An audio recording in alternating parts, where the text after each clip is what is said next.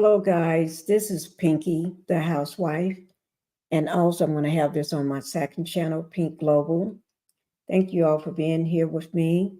Um, you know, before we get started, let me just say everything is alleged. This is my opinion only. And this video is made for entertainment and educational purposes only. Now, let's go ahead and get the house rules out of the way. Let me welcome you all to the Pink House. All right. And can you all go ahead and hit that like button? That's the thumbs up. And subscribe to the channel if you have not subscribed. But hit that like button.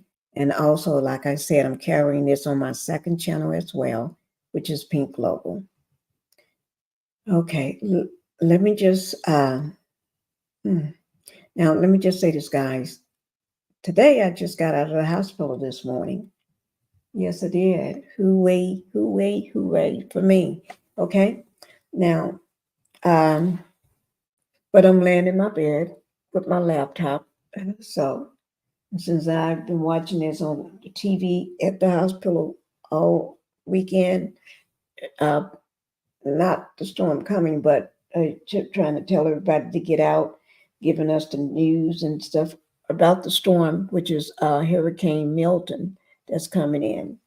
And we just got rid of Hurricane Helena, just left. So, and that storm, Helena, left a big mess in its way after it left. It tore up bridges, roads, homes, just devastated, unalived people, everything. It just made it just wreak havoc out through cities, towns, states, everywhere. All right. So now we got this new Milton is coming in. But before I do that, let me just go ahead and welcome everybody to the Pink House. Hi, Sheila. Hi, Sheila. How you doing? Thank you for being here. It says, good evening, Pinkie. Pray you're healing well. I'm in Orlando. Oh, my God. Hunkered down and ready for Hurricane Milton. Praying for all involved. Thank you for that. I'm well. I did get out this morning, but I'm in the bed. So, and I've been watching it all on TV. So my daughter brought me I watched it in the hospital on the TV, and everybody, and I pray that you are hunkered down. Oh, please do. You know, y'all be safe. I have a lot of family in Miami, Florida, and other parts of Florida too. Yes, I do. I have my sister there, my niece, my aunt. I got, I think it's 3 aunts still left in Florida. I got, a tribe of cousins. When I say cousins, I got so many cousins and nieces. I got everybody is there. So, yeah, I know what you mean. You just make sure you got enough of everything that you need. And keep me updated on what's happening with you as this live, because I'm going to let this live go on for a while, so I can keep everybody updated. Mainly, because I do have my family there too. So since I'm watching TV, watching it on the news, I just go ahead and, for a lot of people, they can't get anything on their TVs now or this or that. So if everybody have their phone with them. So I'm going to keep you all updated too. So I'm going to broadcast it from one of the major news outlets that's going live too. So let me, but thank you, Sheila, for being here.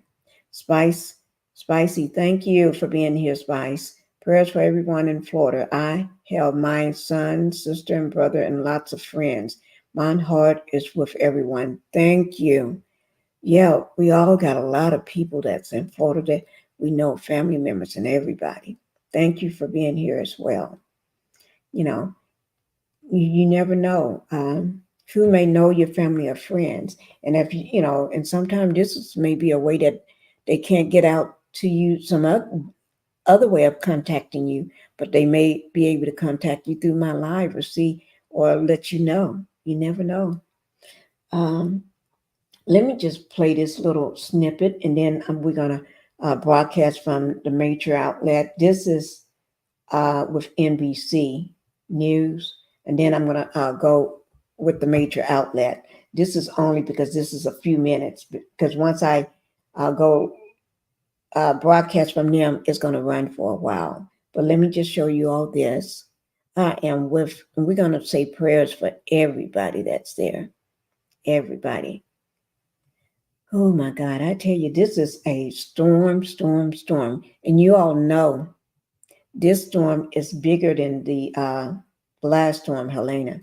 This is twice the size of that storm. This is a huge storm. And y'all know that this one is huge. This is Hurricane Milton updates. Monster storm re-intensifies, because it's a Category 5. Last night, they said, I was laying in bed. They were saying it was a Category 5, right? Then I think it dropped for a little bit, but then it went right back up to a 5.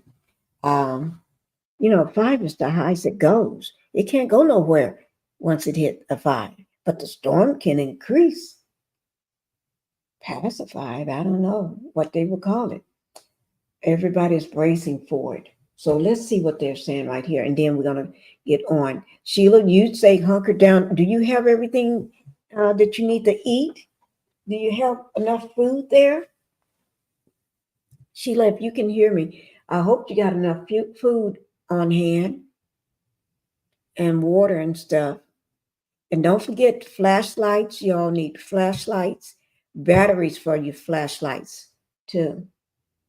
Whether you got the new fresh flashlights that don't use batteries, I don't know, do they? But make sure, even if you don't have flashlight, have your candles. Have candles, matches, anything, everything. And put some of your clothes in a plastic bag before you put them in your other bag. Put them in a plastic bag and tie them up. And, a pair of clean underwear and another pair of shoes, because you may be walking through water to get out of anything. So have your pair of boots or another pair of shoes or something. Or, and some socks so your feet won't stay in wet shoes the whole time. Let me just play this, guys, so we can hear this. I'm going to go ahead and play it. Category 5. Oh, here it is. Tonight, time is running out with a ferocious Category 5 Hurricane Milton heading straight for the Florida Gulf Coast. You must leave. I'm not asking you to leave. I'm telling you, you must leave. In vulnerable areas, police blasting out last-minute notices to evacuate. Quickly secure your home or business and safely evacuate the area. There are signs many here are heeding the dire warnings. Absolutely going to leave now. Just taking whatever I can get in my car. Bumper-to-bumper traffic heading out of town, while some of the region's most iconic communities look like ghost towns. In St. Pete Beach, we found the streets mostly empty today, except for piles of debris from Helene. This is amazing. There's piles of debris everywhere. It's mountains of debris everywhere, and they seem to be growing. Fire Chief Jim Kilpatrick took me around to show me what they're up against. This ball field, now a drop zone for debris. The piles of debris and stacks like this here along the barrier islands were actually created in the immediate aftermath of the last hurricane. Officials thought they would have time to get rid of it, but then they found out about Milton. Trucks are staged all over the area to pick up as much as possible before Milton barrels in. But Chief Kilpatrick says there's not enough time to clear it all. This is amazing. This is all collected from the streets of the barrier islands. That's right. These are all household items that were put to the curb for the first storm. Yeah. And I'm looking at a 12-inch long stick here. Mm-hmm. This becomes a lethal weapon, doesn't it? Right. It's a missile with 175-mile-an-hour winds. that could kill someone. Mexico is already being pummeled by Milton's heavy rain and intense wind. It's the strongest hurricane formed in the Gulf of Mexico since Rita back in 2005. Its stunning scale apparent in this view from space. It's going to be a catastrophic impact, potentially across two of the major population centers in Florida. Even inland cities like Orlando expect to be impacted. Disney and Universal both closing their theme parks early tomorrow. While President Biden today announced he has canceled a planned trip overseas in order to focus on the storm. This could be the worst storm hit Florida in over a century. And God willing, it won't be, but that's what it's looking like right now. And that's exactly why Emily Siegel and Samuel Shearer are leaving. This is debris from Helene. Yeah. They closed on their new home 3 weeks ago, just before Helene roared ashore. What does this house mean to you guys? What does it represent? I mean, it was going to be like our future, like long-term house. So this is pretty disappointing. Like so many here in Florida, they don't have insurance. We're still hoping it goes south, but we're definitely preparing for the worst. Thankfully, they have another place to stay. They plan, like many others on this island, to leave tonight.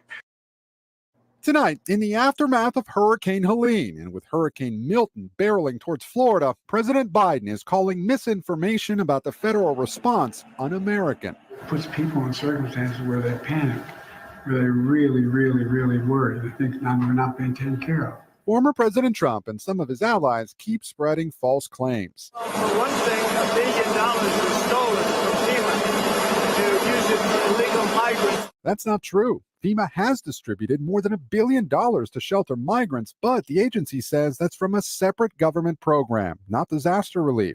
Trump also falsely claims residents are only being offered $750, even though. Guys, let me just say hello to people that are just coming in. Let me just do this. Say hello to everybody else that just coming in. Now this live is, I know I just got out of the hospital this morning, but only thing I'm doing is doing what I've been doing, laying in bed for the last, since Friday. So watching them talk about it coming. So I decided to go ahead and show it to everybody. Let me just say hello, Miss Tina. Thank you for being here. Good evening, everyone. Praying for those that praying for their safety. I am too. Oh my God. Thank you. Follow me, Black TV. Thank you for praying as well. Now, I know Sheila is, she's hunkered down. She's in Orlando, Florida, guys. And, we all got to pray for Sheila. She's there, so let's pray for her as well. And Miss Sheila, let me just ask, have you got everything that you needed? Do you have everything that you needed? Okay, I hope so. I hope you got everything.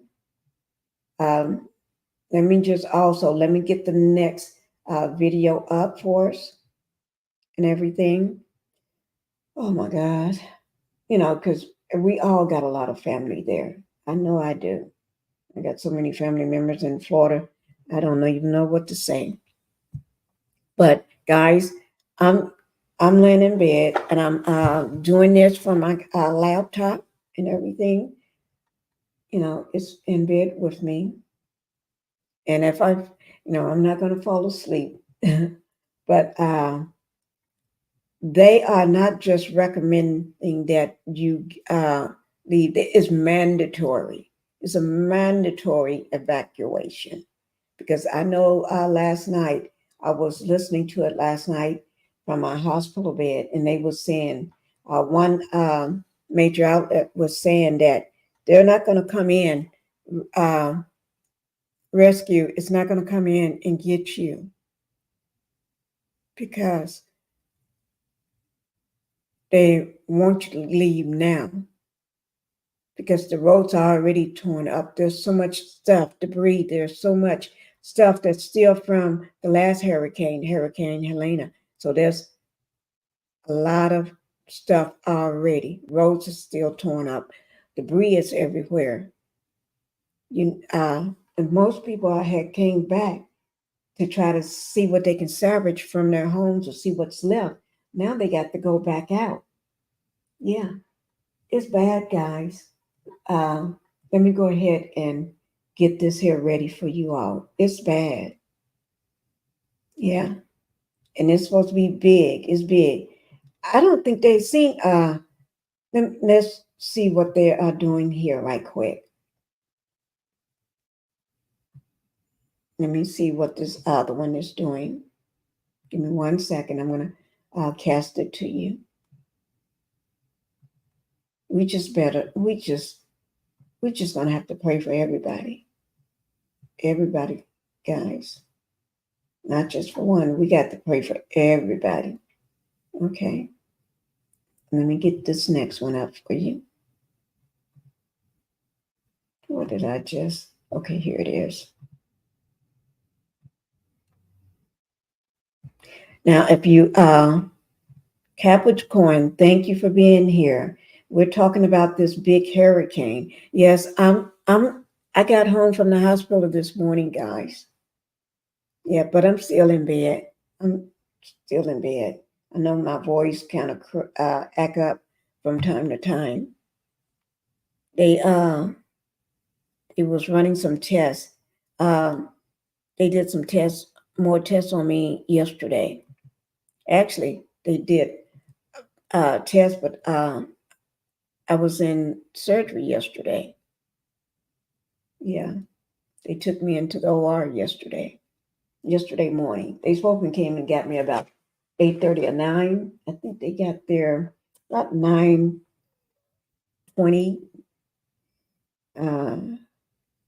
Yeah. Let me see. Let's go ahead and see what they're doing here.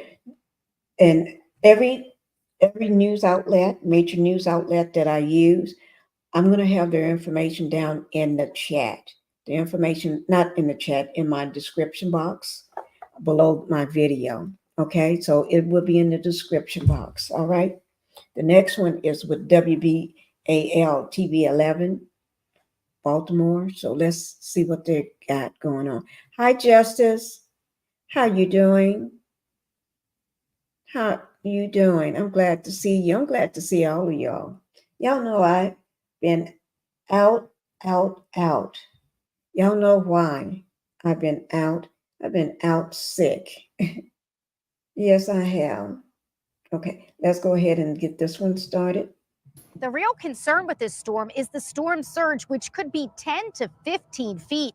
Now, here in Fells Point, this pier is about 6 feet off of the water. So let me make it smaller. A 10-foot storm surge would be over my head. Add another 5 feet, and this could be devastating for the Tampa area.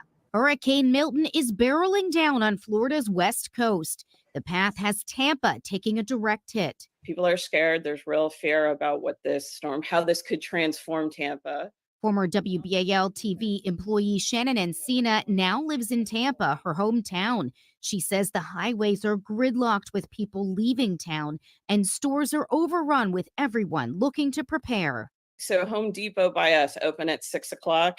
It was packed. People over in there, they seem to have a new shipment of generators. People are in there getting plywood assessments. The lines at 6:30 kind of were snaking around the aisles. Encina and her husband are not in an evacuation zone, so they've chosen to ride out the storm at home, instead taking in friends and family. Bobby Moore, a former WBAL-TV photographer, lives in Venice. Once the evacuation zone was expanded, he decided to head to Fort Lauderdale. It's just out of precaution. And, you know, doing the job that I did there, I've seen a lot of storms, nothing like this, but I've seen what weaker storms can do.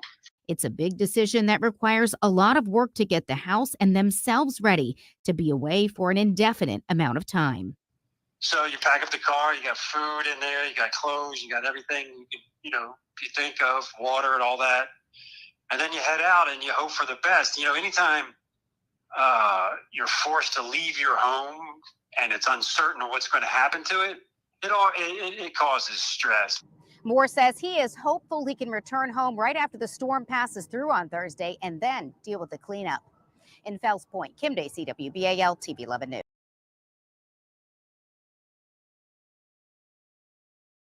Okay, guys, let me say hello to TNT. G-Man, thank you for being here. Thank you so much for being here. We're talking about this storm. Ooh, this is a big, this is a mega storm. This is Hurricane Milton. Milton is going to tear things up, guys. So we all have to be prepared and pray for our loved ones. Thank you for being here. I have a lot of family members in Tampa. Okay. Oh my God. You're like me. I have a lot of family members in Miami, Florida, but also other parts of Florida as well. But majority of them are in Miami, Opelika and all that stuff like that. Yes. Oh my God. We're praying for him. Okay. Justice. Let me see. I've been off a bit, Pinky. Don't know you. I didn't know you was ill. Praying for your strength. Oh, okay. I'm sorry. Yeah, I just got out of the hospital this morning, but I'm still in bed. I'm laying in bed. I've been laying in bed watching. They talk about the storm for days now. You know, you can't do much when you're in the hospital. Just lay in the bed. Okay, but also, hi, Miss Pinky. I hope you're feeling better. I am feeling better, guys. Yes, I am. I'm feeling. Let me see. Capricorn. Hi, Justice. Oh, Capricorn is saying hi to Justice. Okay. Now, if you all, if any, I know we do have one person that's Sheila is in Florida and she's all hunkered down. Do we have anybody else that in Florida or have family members? Now, other parts that's not Florida, I think they said Georgia or South Carolina may get some of the after, the winds and the rain and the other stuff. But yeah, right now, Mexico is being hit with all this rain and everything. Let's go ahead and get to another, let me see. Just give me 1 second, guys. Let me just answer my son.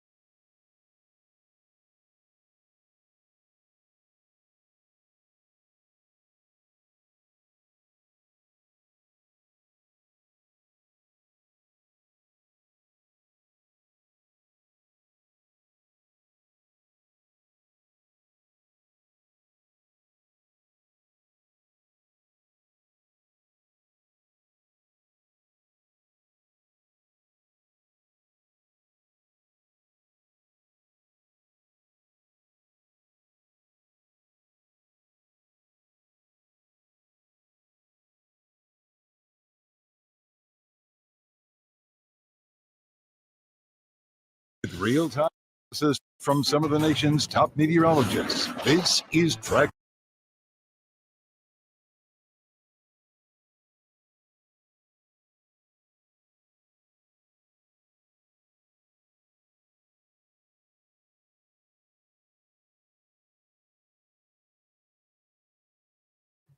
Guys, I'm trying to see what's wrong with the video. Let me just see. Just give me 1 second. I know it's acting up. Let me try it again. Live from our hurricane headquarters with real-time analysis from some of the nation's top meteorologists. This is Tracking the Tropics, powered by Bose Electric. In Advisory just in from the National Hurricane Center showing Hurricane Milton a little bit stronger. The Hurricane Hunters flight showing a rebound in strength, according to the NHC.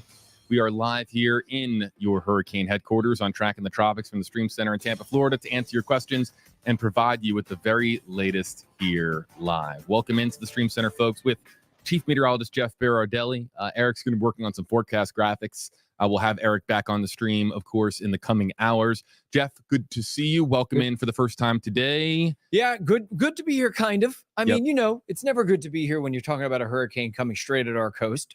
But I'm here, and we are going to get you through this storm, everybody. All right, Jeff Berardelli here to answer your questions. #HeyJeff, #HeyJB. So let me read, and I actually have it. It was brought up here on my phone, Jeff, and it was a Hurricane Hunters flight. I'll read it here as follows. Hurricane Milton Advisory 14A. The Air Force Reserve Hurricane Hunters find that Milton's intensity has rebounded. Today is the last full day for Florida residents to get their families and homes ready to evacuate if told to do so. So what is the latest at this hour with this storm? I think we're up to 155 mile per hour wind speeds. It's still a 4, but barely, right? Once the winds go to 157, it's back to a 5. And we're not completely surprised about that possibility that it could go back to a category 5, simply because it went through an eyewall replacement cycle in the middle of the night. And so it completed that eyewall replacement cycle very quickly. And so now it is getting stronger again. It's over record warm water in the Gulf of Mexico. And so there's no reason it can't become a 5 again. And I know everyone freaked out when they saw it 180 miles an hour. I don't blame you. But we still, the exact same thing pertains. It is going to weaken and very likely weaken to a Cat 3 before it makes landfall here. Landfall is going to be very late tomorrow evening or even early on Thursday morning, as you can see right there. And once again, National Hurricane Center holding at 125 miles an hour. And I have to tell you, I very much agree with them on the intensity of the storm that comes in. I think it's going to be a Cat 3. Streaming at all times on WFLA.com, the real-time wobble tracker. We have a link in the description on this video. I'll ask that our digital content team puts a comment on Facebook and YouTube Live if we can. Our moderators as well, to point people in the direction of the real-time wobble tracker, because it streams 24 hours a day over the course of storm coverage. So you can find this on our website, on the homepage of our website, Jeff, and we can see a significant development here with the wobble tracker, no? Well, clearly you see that there's a wobble south. But before that, if you look kind of like 100 miles before that, there was a kind of a wobble north. Now, this was a significant wobble south. We'll see if that ends up helping us in the end. I don't put too much stock in the wobbles quite yet. There's still a lot that can happen between now and then. Sure, every bit of latitude that it goes down to the south is better for us. But I wouldn't put too much stock in this. Sure, though, it helps. I'd rather see it going that way than going the other way, JB. And here's the thing. This is so important. Just looking at our models, they're coming to a consensus right now. And would you believe that that consensus is right through the uprights of the Sunshine Skyway Bridge? In fact, I have a graphic I'll show you in a little bit, which will kind of explain. In fact, you know what, JB, I'm gonna reach over here for 1 second, and I'm gonna. All right. So you want to? Why don't you bring the computer back over your way so you can? That's what I'm gonna do. Yeah, there you go. Okay, and actually, Gary fixed it for me. So, Gary, thank you very much for that. 1-800-ASK-GARY. Yeah, I think that might be a copyright infringement there. It might be. Okay, take a look at this.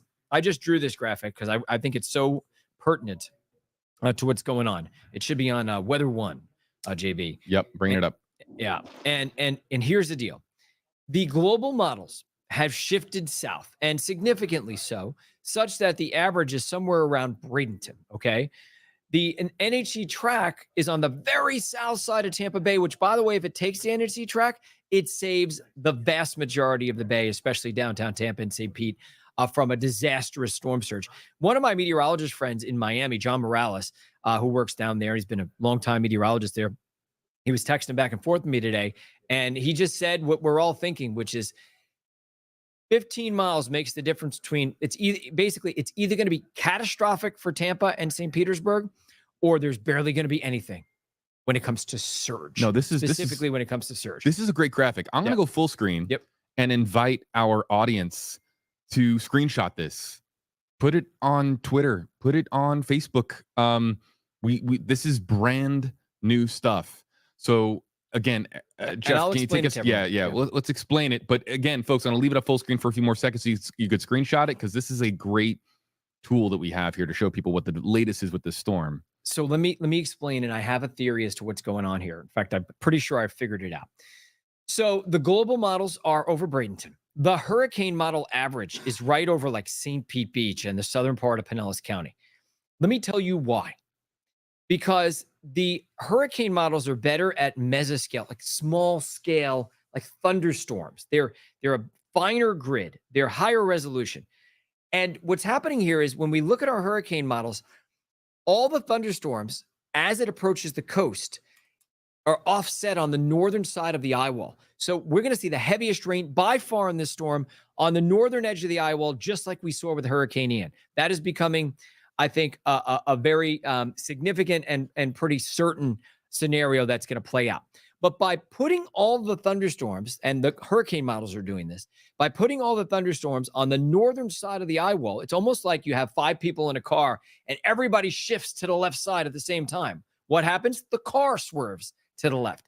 So the hurricane models are saying, hey, all the thunderstorms are going to be on the top of the storm. This storm is going to be top heavy, and the storm is going to wobble closer to Pinellas County. That's what the hurricane models are saying. Now, the global models don't have as fine a grid. They can see that there's going to be more storms on the northern side than the southern side, but they don't have the resolution to resolve the thunderstorms like the higher resolution hurricane models do. And so they're saying, oh, we're just going to look at the upper level steering, and we're going to steer the storm wherever the upper level steering says to go. That's what the global models are doing. The hurricane models are saying, okay, we're going to take into account the steering, but we're going to take into account that this storm is going to be top heavy because we have more thunderstorms and a better ability to resolve it. So this is going to be a battle between the global models and the hurricane models. The hurricane models have also trended south, by the way, so that's good. Now let me show you one more thing, JB, and then I may be able to take a question, but I will tell you on air. I have to go meet with the boss in like 5 minutes. For a few minutes, and then so Eric's going to have to sit in for me, and then I'll come back again. But let me show you this. This is our in-house model. And when I came in today, I was talking to Amanda and Eric, and I told them my theory about what's going on. And I said, don't tell me what our in-house model is saying, because our in-house model is very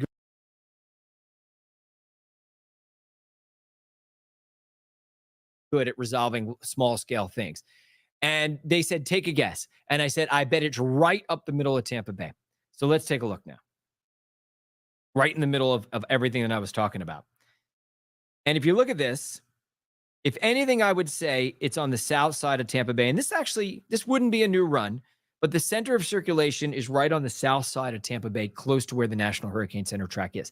If it takes that exact track, it saves Tampa, St. Petersburg, and most of Tampa Bay from 15 feet of storm surge. If it goes 10 miles north of there, it's catastrophic with 15 feet of surge. If it goes 10 miles south of there, the bay almost gets no water at all. Can you imagine how razor thin this is going to be? And that's why the wobble tracker really is going to come in handy, because I really believe that we're going to be watching this system and the wobble tracker probably right up until the end of landfall. Unless there is a decided shift in the next 12 to 24 hours and it goes south, let's say, we're going to be watching the wobble tracker, and we're going to be biting our nails up until, an hour before this storm comes on shore, if it is that close as it seems right now to Tampa Bay. Think about the National Hurricane Center track. It is literally right through Tampa Bay on the south side, right through Anna Maria Island. That would save Tampa Bay. But, 10 miles north, and it's disastrous for Tampa Bay. All right. So the real-time wobble tracker, folks, every progression that it makes closer to Florida, this becomes an even more important tool.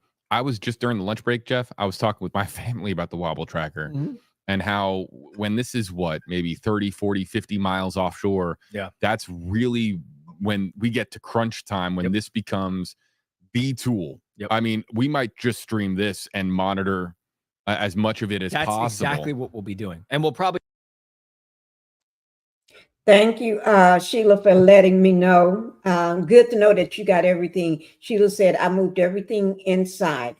Sheila said, I moved everything inside from the yard. tank full of gas in the garage, water, frozen ice, electrical gadgets charged up, and got some last minute tree branches cut today. That's good. Ooh, good thing that you are ready. You got prepared and thought of the small things that I probably wouldn't have thought about, like having tree branches cut and everything. Yeah. Thank you. I'm glad to hear that. Capricorn said she got family there too. No, her husband has people there. Okay.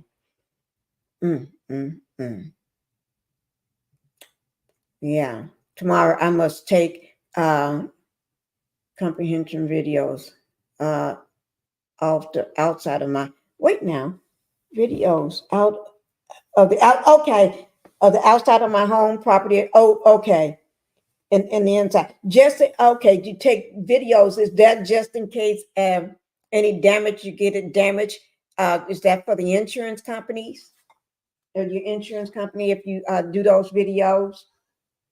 So you have it ready? Because I think that, yeah, they gonna want those. Because they're gonna want to know what the house looked like before. And it's easy if you already got an update one just from yesterday or the day before. Ooh, I got that video ready for y'all. Let's see what they're talking about. Basically, it's the same thing that JB does, but in Spanish. And I do it with my partner, Gerardo Sierra. So shout out to Justice. I'm so glad that you're here too. Who else got family members there? I'm glad y'all are letting us know and everything. And we're all praying for all the family members and friends or anybody that you all have. And even if you're living in Florida, because I know I got another subscriber that lives in Florida. Two more. No, two. I know that actually live there and always in my life. Yeah, it's bad. Hey, nice jacket, They by the are way. airing reruns of Bloom. I thought it was your twin. Okay. Well, and here with us, we have Wow, Eric okay. Stone. Hold on. Can I get you guys to switch seats? Because now we're getting all discombobulated because we have a lot of station meetings happening right now. So, all right, musical chairs. All right. Oh, it is. You This guys. is what we play at a Hurricane, musical chairs. Real quick, We're gonna just a come back to programming them in note. just a Tampa minute, Boy. guys. I want to come right back to them. I'm going to let them stay playing so that I'm going to let them stay playing. So when I do come back to them, they're right there. Because the reason why I did that, because WFLA News, they're live right now too. And I want to hear what they have to say. They're live. And so I'm going to bring them in so we can hear what they got to say. You know, hi, Queen. Wait, let me just bring this in right quick. And let me, I'm going to bring this in right quick. Hello, Queen. How you doing? So happy to see you. I'm happy to see you too. I was trying to get you to, wait, let me just do this right quick. Bring this in. I'm trying to cover this storm since I'm just laying in bed. Because I'm watching TV. I've been watching TV for the last couple of days. That's all I can do. So, what's happening here? Whew. I don't know what just happened. Let me just try to get it. And I'm going to shout y'all out in just a minute. Let me just do this. Go back this way.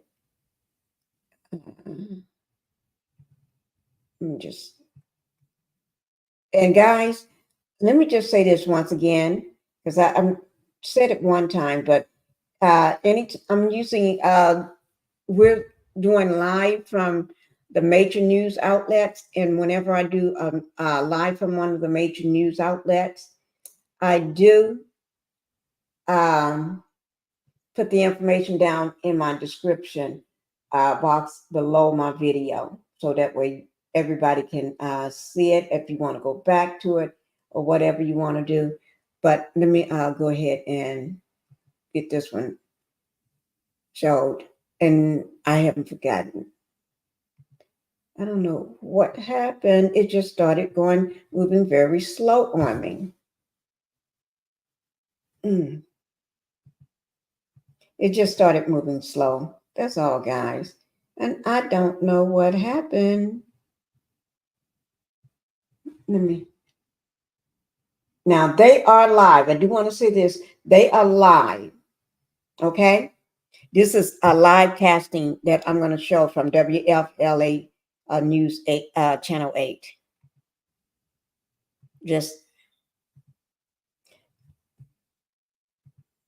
is a live casting from them.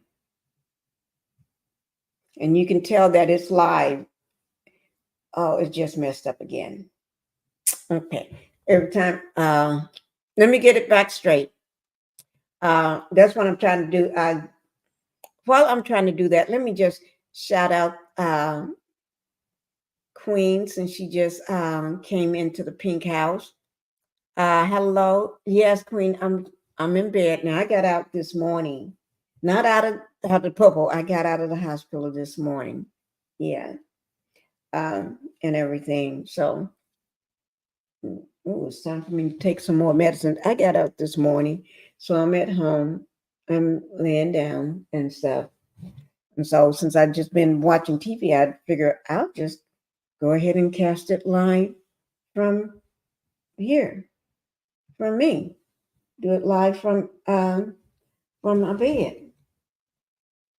Yeah, why not? Let me just get this done. Let me just. Okay, we're gonna let's go in to Tampa Bay. Okay, this is from Tampa Bay. Wait, let me just pause it. Wait, not pause it. Let me just do this. But we're getting ready to shoot from Tampa Bay. Okay. And get it to the beginning. And let me make sure I get everybody shouted out. Queen, I'm so glad to see you here. Glad to be here, Pinkie. This channel, I feel, is a channel that has love and caring. Yes, Brother Hayes. Thank you. You know what? I thank you, Justice for saying that. I try to cover everything, not just reality TV and the stars and everything else, and the movie stars and I try to cover real life stuff too. I may be covering somebody across the street from your next door neighbor, or somebody that live down in the cul-de-sac from you, or because I do cover real life events. Now, they're real, the movie stars and the reality stars shows and stuff, but everyday things too. But let me go ahead and let me see. I got all from more. You just got off the plantation. Queen is something else. She just got off the plantation. Queen. Oh, let me. You are too much. I just got off the plantation. I don't know what I'm gonna do with her. Queen, I am good. While we're speaking, God is moving from what concerns us. Just believe. I'm still cracking up. I'm so glad you're home. I am too. I was there long enough in the hospital. They did that surgery. They took me into the OR yesterday. Okay, here we go, guys. I'm going to go ahead and get it started. Okay. Okay, here we go. Is 7 News at noon. Off the top this afternoon, growing in the Gulf, Hurricane Milton getting stronger and getting bigger over the warm waters. The storm creeping closer to Florida as millions brace for the second powerful hurricane in weeks. Hundreds of thousands of people on the move, heading out of harm's way and heading our way. Traffic. I don't think it lacks when I On do Alligator a Alley, big bumper to bumper. People spending riding it. it out, boarding up windows, doing whatever they can to protect their property from what will be a destructive strike. In many areas in the middle of cleaning up from Helene, so much debris is still piled up and could turn into dangerous projectiles once Milton arrives. Good afternoon, South Florida. Nerve-wracking 2 days as the entire state holds its breath. Let me ask you all a question. Think about that. All this debris is piled up. Some roads are washed out. Some bridges are down.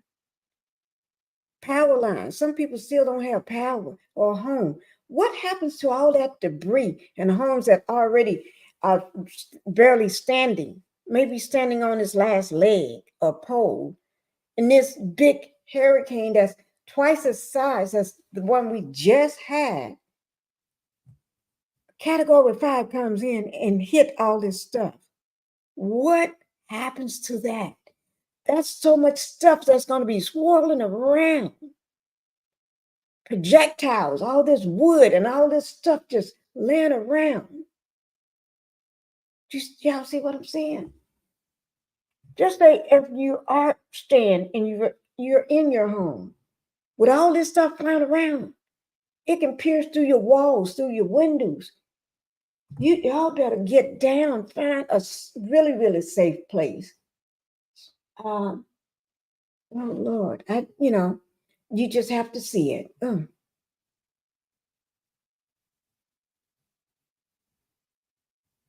Oh, I should never mess with something. I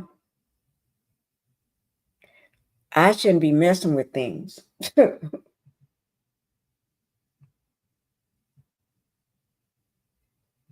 You know that I'm not gonna mess with this. Next time, that's what I'm gonna do. I'm gonna leave this alone, and I'm not gonna be messing with stuff.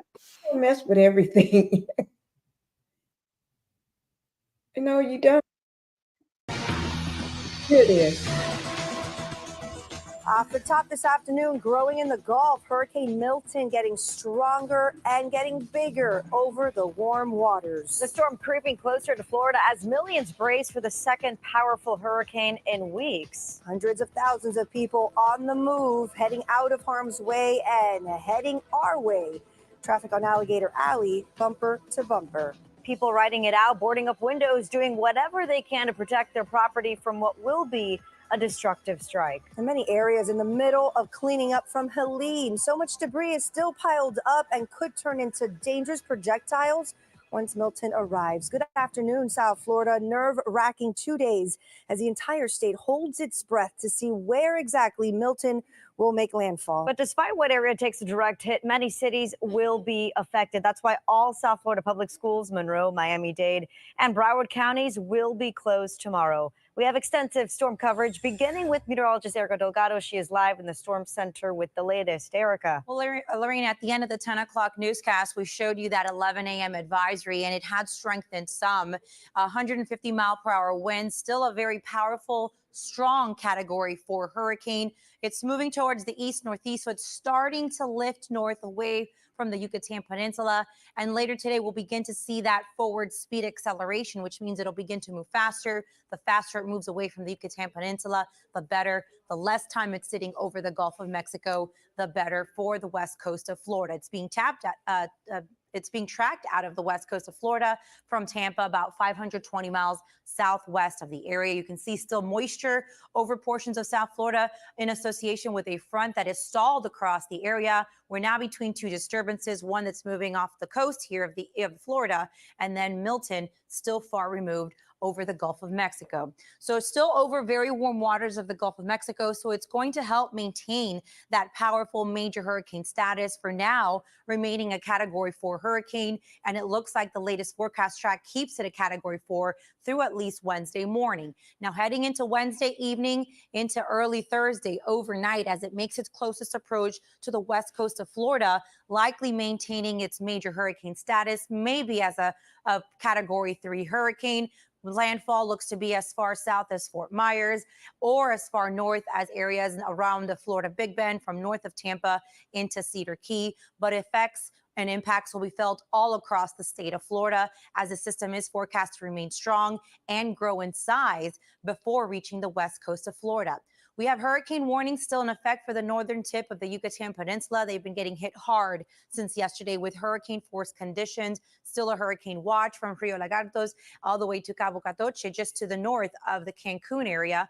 And then heading into South Florida, we have a hurricane watch for the Dry Tortugas, the southwest coast of Florida, and it includes Lake Okeechobee region. But then we have hurricane warnings that are not only for the west coast of Florida, from Bonita Beach all the way to the mouth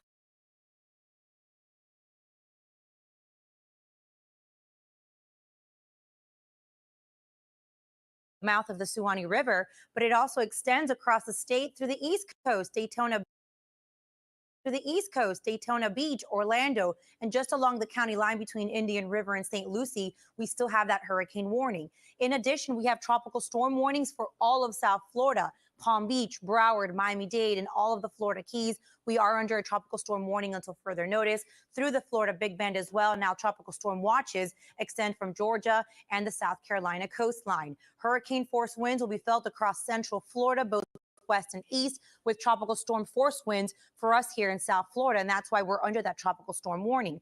And in addition, with outer bands beginning to push through South Florida, we'll keep that chance of tornadoes come Wednesday into very early Thursday morning. Storm surge an issue not just for northern and for the west coast of Florida, but for the Florida Keys as well. Ahead of and behind the system, we could see 1 to 3 foot storm surge up to that across the Florida Keys. A reminder, we're approaching king tides, so water levels are already running higher than normal. And storm surge up and down the west coast, catastrophic, 6 to 10 feet possible from Port Charlotte to Fort Myers, up to 10 to 15 from the Tampa Bay area, St. Pete, that goes for Sarasota, and even around the Florida Big Bend and across the East Coast. Could also see some of that storm surge as high as 2 to 5 feet, and that extends into portions of the Carolinas. We've been seeing on and off downpours. We're beginning to see a break in the rain, which was to be expected. The front is still stalled, so we'll see the occasional downpour, but a reminder that a flood watch is still in place for South Florida until Thursday morning. We'll take a closer look at that radar and your forecast for today and what to expect tomorrow. That's coming up in a few minutes. All right, Erica, your storm station has you covered as millions along the Gulf Coast brace for the historic storm. 7's Jack Royer is live in Southwest Florida, an area no stranger to destructive hurricanes. But we begin this noon with 7's Danielle Garcia. She's live in Sarasota, the middle of the storm's projected path. Danielle. Alex, now we are on Lido Beach, which is one of those barrier islands of Sarasota. And take a look here. The Sandcastle Hotel, quite literally looking like a sandcastle. All of the sand here was pushed in from the beach because of the storm surge of Hurricane Helene. And the good news here is it is very quiet. We are told that a lot of these people have evacuated from Hurricane Helene, which is very good news. And I want to take you over here to take a look at those debris piles that we have been telling you guys about all morning. This is either going to be floating garbage or flying projectiles. These are people's belongings. So many of these people have lost so much already, and they are bracing for what's next. Basically, the entire peninsula portion of Florida is under some type of either a watch or a warning. Governor Ron DeSantis updating Floridians early Tuesday as Hurricane Milton churns in the Florida Gulf. Right now, 51 counties are under a state of emergency, and 11 of those are under mandatory evacuation orders. One of those areas expected to take a hit is Tampa Bay. Helene was a wake-up call. This is literally catastrophic, and I can say without any dramatization whatsoever, if you choose to stay in one of those evacuation areas, you're going to die. Tampa Mayor Jane Castor sending a strong and somber message to residents as the area still is in the midst of cleanup and recovery efforts after Hurricane Helene slammed into Florida's Big Bend region last month, and people trying to evacuate already with a tough road ahead. I-75 gridlocked Tuesday morning in the Clearwater area. We saw what happened the last hurricane, and so we thought, you know what, we're out of here. I'm trying not to show that I'm scared, but yes, I'm scared. Now, as Milton takes aim at the Gulf Coast once again, the storm now downgraded from a Category 5 to a Category 4 as of late Tuesday morning, but nonetheless powerful.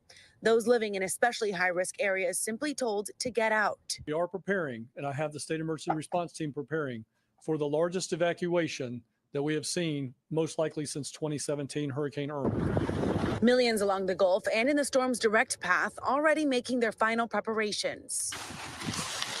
Long lines as many spent part of the weekend filling up sandbags, hoping to hold back the worst of the flooding and trying to fill up their tanks with whatever gas they could.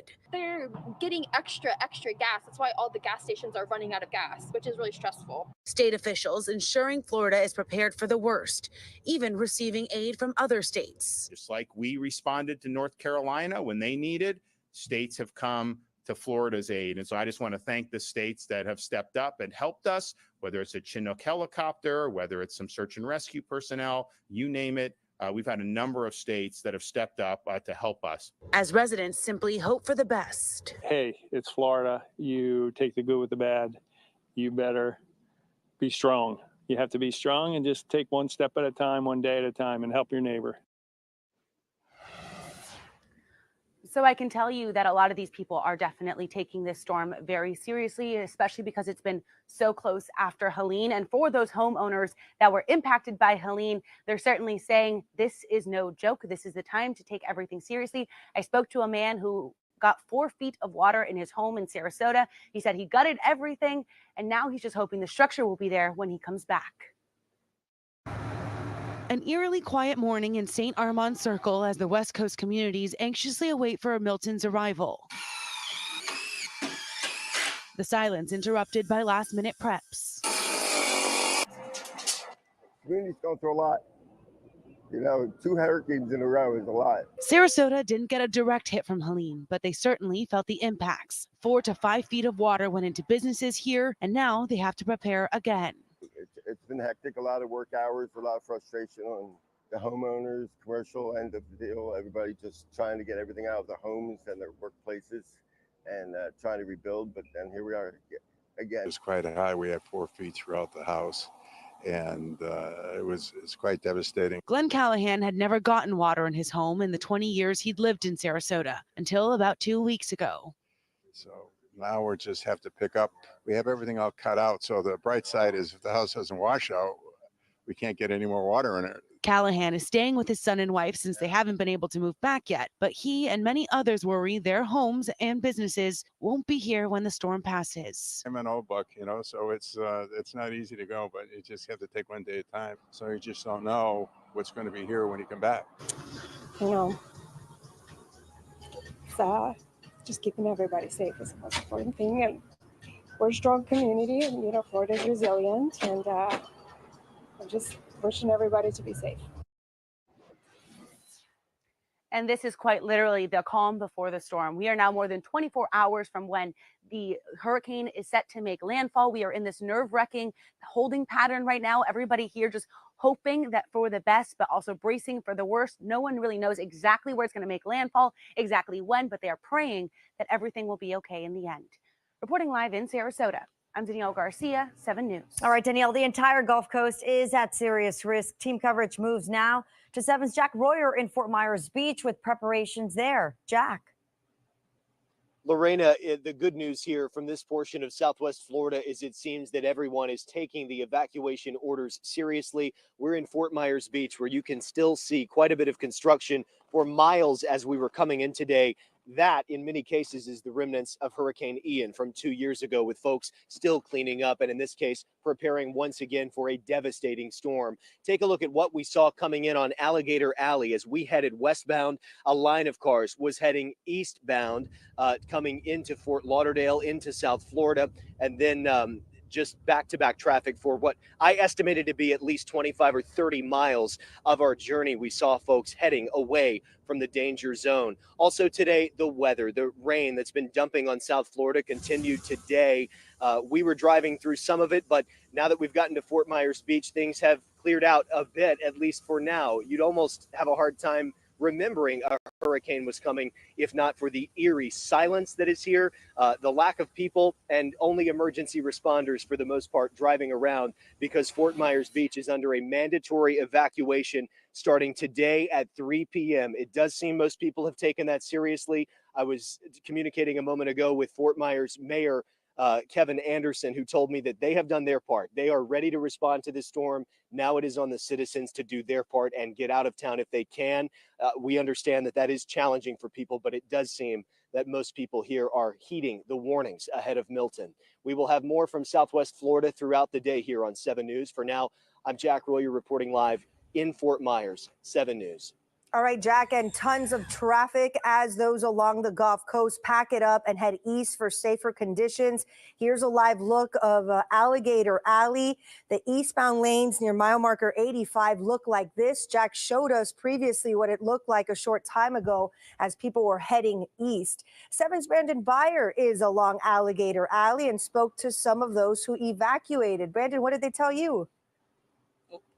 Alex, the ones that left early this morning, even yesterday, didn't see the kind of traffic that is on Alligator Alley right now. I want to show you again these pictures of eastbound lanes. So these are folks coming down from Tampa and then over, coming down a little bit from Sarasota, Naples, Fort Myers, and then over. When you're talking about that amount of people all hitting the road, the same road at the same time, just trying to get out of harm's way.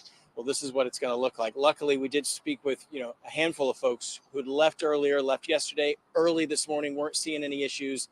This is what people are seeing now. I even talked to a woman who took 441s at Tamiami Trail, so a lot less traffic on that road, she said. But they've even closed the westbound lanes as far as the express lanes go. That is east only. So if that's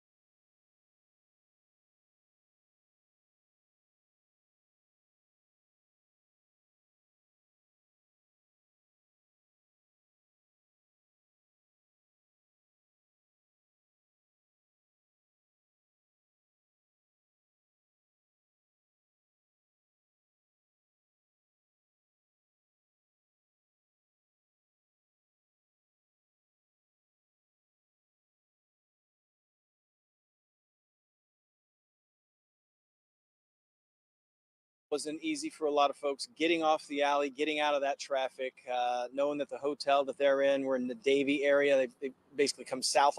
Yes, we remember Katrina. Yes, they mentioned that last night. They saying this storm is going to be worse than Katrina. Oh, Lord, can nothing be worse than that. Miss Pinkie, the housewife, praying for your recovery. Thank you, Miss Tina. Thank you so much. Speedy recovery. Thank you. You know, I just got out this morning. Yes. Thank you. Continues with 7's Maricela Burgos live here in the Satellite Center with how other parts of Central Florida are now preparing. Maricela. Alex, people are not taking any chances with this storm, especially because Central Florida is under a hurricane warning. We're just trying to get refill on our propane tank, that's all. Nearly 100 miles from where Hurricane Milton is expected to make landfall, people in Central Florida are waiting for their turn to fill up sandbags and get gas. Fuel continues to arrive in the state of Florida by port. Governor Ron DeSantis reassures Floridians there isn't a shortage. Gas stations are running out quicker than they otherwise would. And so that is causing the state of Florida to help assist with the mission to be able to get fuel to the gas stations so that Floridians have access. In Orange County, lines have been forming since yesterday. I am a born Floridian, born and raised. I've seen what Charlie has done. So I think that just for the family's sake and just for everybody's sake, just to be prepared, because you just never know what kind of track or where this storm's going to go. Highways around the Orlando area are busy as Floridians either evacuate or do last-minute preps ahead of the storm. Experts say expect impacts from this hurricane across the state. We've just expanded hurricane warnings across the peninsula now, all the way over to the East Coast, including the Metro Orlando area, the Melbourne area, all the way up to places like St. Augustine, Ocala, now under hurricane warnings, Daytona Beach. Michael Brennan, the director of the National Hurricane Center, says people need to be ready for wind damage, power outages, and flash flooding. And especially concerned about that I-4 corridor, Tampa, Orlando, Daytona Beach, is seeing potentially some of the most severe impacts for multiple hazards. This storm will be massive and have major impacts in our state. Moments ago, President Joe Biden spoke about Hurricane Milton's impact to Florida. Hear what he had to say. This could be the worst storm to hit Florida in over a century. And God willing, it won't be, but that's what it's looking like right now. Most importantly, I've urged everyone currently located in Hurricane Milton's path to listen to local officials and follow safety instructions. You all have been reporting on the highways, shoulders being opened, everybody's heading out. And if you're under evacuation orders, you should evacuate now. We know people are evacuating. The proof is in those traffic jams we've shown you that are happening throughout the state. If you do have family or friends in Central Florida. Let me just say this, guys. I don't know where the noise is coming from. Let me just say this, guys. I must still have it on. Oh, wait, I must have something else on. I do want to say something.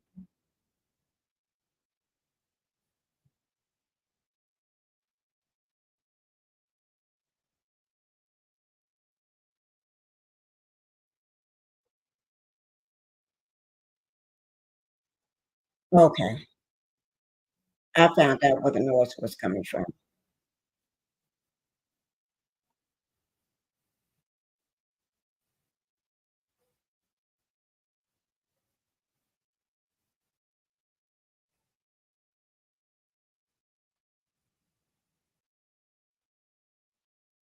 Let me just say this, guys. They're doing mandatory evacuations. Okay, they want you to get out now. Okay, or Ben got out. But let me just say this. Remember, they upgraded it to a category 5. It was a 5 for a while. Then they dropped down to a 4. It's back at a 5. I just want you all to know that. Just looking at it now. Well, a lot of NBC News reporting it 9 minutes ago, back at a category 5. 33 minutes ago, AP News reporting it at a 5. Everybody, USA Today reporting a 5 again. NPR reporting Hurricane Milton, category 5. Everybody is reporting it as a 5 again. It's still a 5. So we're going to go. I know we're still with this one here, but if anything like me, sometimes I TV surf. So what we're going to do, I want to see what channel. Where is it? I just had it up and I just got rid of. Okay, here it is. They just start reporting it going. They just start reporting live. One of the major outlets, Hurricane Milton live updates, category 5, and they're going live. So we're gonna jump into that live. Okay. Yes, we are. Let me see. Let me get into it, guys. Y'all know how I do it. You never know what Pinkie is going to do from 1 minute to the next. Okay, let me, category 5. Can y'all, what we're going to do? What Tina said, she'd rather deal with the winter than this. I understand you, Tina. Okay, wait. Give me 1 second. Anybody else that have any family members or anybody there? Milton will definitely be the one in the books. Yeah. They haven't had a category 5. Now, wait, now they hadn't had category 4s and lots of them, right? But they have not had a category 5, and I think is it 102 or 103 years, one of them. Somebody correct me on that.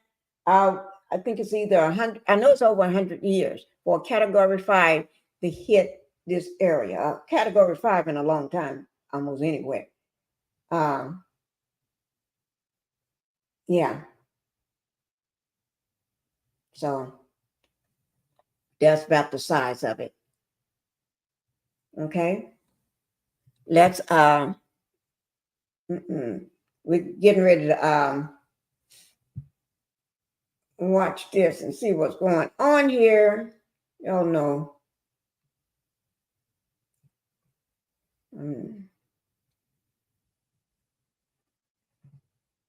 Let me just put this one up here. Always, and remember, every time if I go to a major news outlet, I always put it in my description tab, so that way you all would know.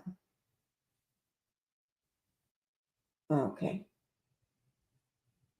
I'm trying to get it there. Just give me 1 second. Okay. Okay. Let me get it. News. Let me just make a note of this.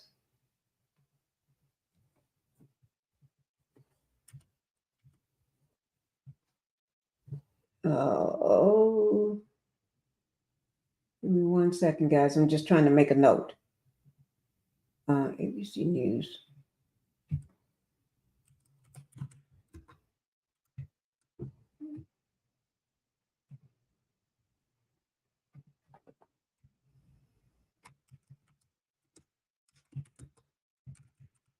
Okay, so that way, I like to make sure I got my sources and everything right, because Pinkie don't play around when it comes to her.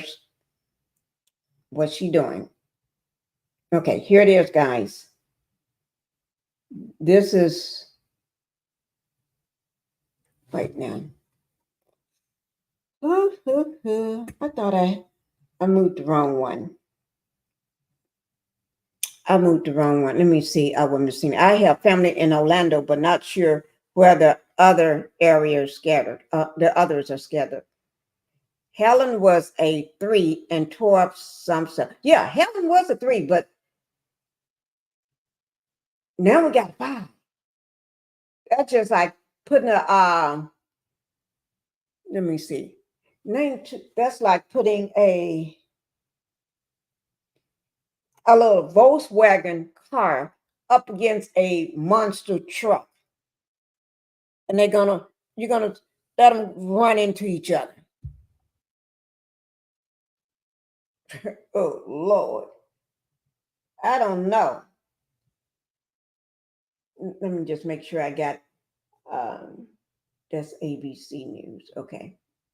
Okay. Here we go, guys.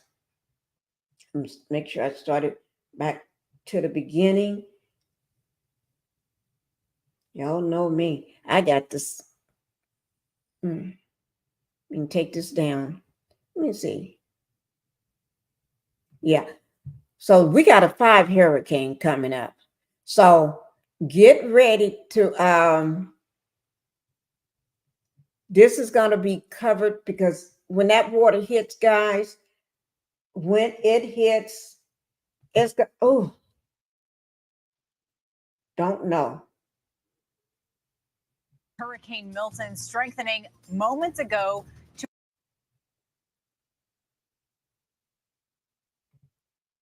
So I don't know what's acting up with my y'all see this? I don't know why it's acting up.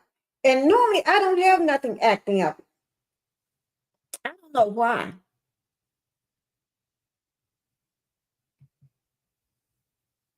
It's almost like somebody don't want me. Toward Florida, Tampa's police chief calling it the the storm of the century.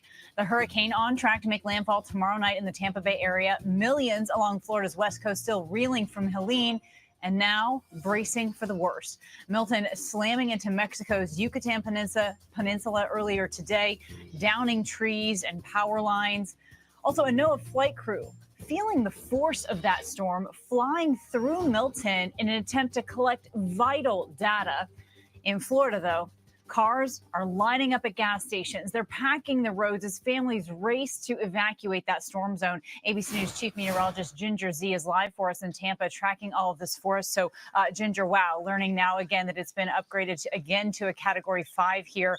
We know that people are encouraged to evacuate. Are they willing and able to do so? Are they heeding that warning? And how much longer do they really have to get out of the storm's path? Yes, the good news is Tampa was much quieter today than what we saw yesterday. That means a lot of that prep work was done. A lot of the exit was done. There's obviously still people, and there are certainly people that have stayed behind. If they have done so and they still want to make a change and they've been in an evacuation zone, asked to leave, you still got about 12 to, I'd say, 18 hours tops before you wouldn't want to be moving around. By Wednesday afternoon, you got to make the final cutoff. And I'd say Wednesday morning is a better idea because we're looking for a midnight landfall and the impacts will start before then. So yes, they can. But I also have to say we saw some urgent work being done for animals because the Florida Aquarium is evacuating coral. They got some of those out. They're going to a facility in Key West, but also they were taking out the penguins and a sloth. Kana, it was the slowest evacuation I've ever seen, but one where it was quite necessary. They're getting all the animals upstairs because with Helene, they took on water and they're worried about having even more water this time. Oh, wow. You know, you need the people that care about every living thing out there. That's so important. I'm so glad you're highlighting that for us, Ginger. And Ginger, can you tell us a little bit more about Tampa Bay and that area and why it's more susceptible to this storm surge and things like this? Yes, and I know Elise will have more on the forecast coming up, but I should say at the latest update, and some of the computer models today have taken it a tick south. So I want to emphasize it is not just a Tampa Bay storm. This is very much a Punta Gorda and Fort Myers, Santa and again, Captiva, those places, which we'll get to. But let me just tell you about where we are, right? Right here, you can see damage, a fishing pier that was ruined just a week and a half ago or so in Helene. And then you can barely see Tampa over there. And this is the actual bay. So you've got all of these areas of water where, first of all, on the west coast of Florida, extremely vulnerable because the ocean floor is very shallow and it acts like a ramp. So when the hurricane's coming up, that ramp just kind of lets the water and the surge right onto the coast. Then in Tampa Bay here, it converges when you have onshore flow. With this storm, though, I have to say, Kana, it appears that that onshore flow is going to be more for a place like Sarasota or Venice, and the offshore will still impact Tampa Bay because where I'm standing, we're facing east. And when you get an east wind all night, it's going to push this bay water right onto this land. And that's why all the people that live up and down here, Bayshore Boulevard and beyond, are going to be impacted. No matter if this storm is just a little south, we'll still get that backward flow. Oh, wow. That is so fascinating and scary at the same time. And we're talking about this storm surge. You're talking about a possibility of 12 feet here. But what is the timing? What is the track? What are you seeing and expecting? Yep. So they've kept Tampa Bay and the region like Clearwater down through Madeira Beach and Reddington Shores and all the places that were hit so hard in Helene with that record surge. They've kept that at 10 to 15 feet. What has changed in the latest update, and I think this was smart, is this storm is so powerful. It's pushing this big bubble of water ahead of it. Now Fort Myers is up to 8 to 12 feet of storm surge, and they've upped Naples forecast to 5 to 8 feet. You know, in lesser storms that hit way farther away, you have a lot of water that pushes up on Fort Myers Beach, which they have asked to evacuate. And this would be my plea for anybody if they said, oh, come on, it's going up to Tampa, we're going to be fine. No, this storm is for Fort Myers. It is for Captiva and Sanibel, Punta Gorda, Rotunda. That's a storm, or that's a name that we unfortunately might be hearing a lot from the next couple of days in recovery. And Venice. All of those beaches need to be looking out. And just a reminder, Kana, surge doesn't just stop right at the beach, right? It can go inland quite far, and especially because the way that we've created these waterways in Florida, a lot of it man-made, little canals, water pushes and converges. So even if you're further inland, that's why those evacuation zones and those inundation maps that you're seeing there go blocks, if not miles inland. Wow. All right, Ginger Z, our thanks so much to you for timing this out for us, and we'll be checking in with you in the days and hours to come.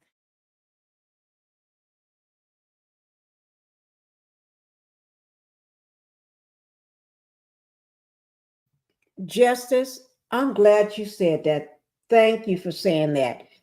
I wonder what is being done concerning the homeless.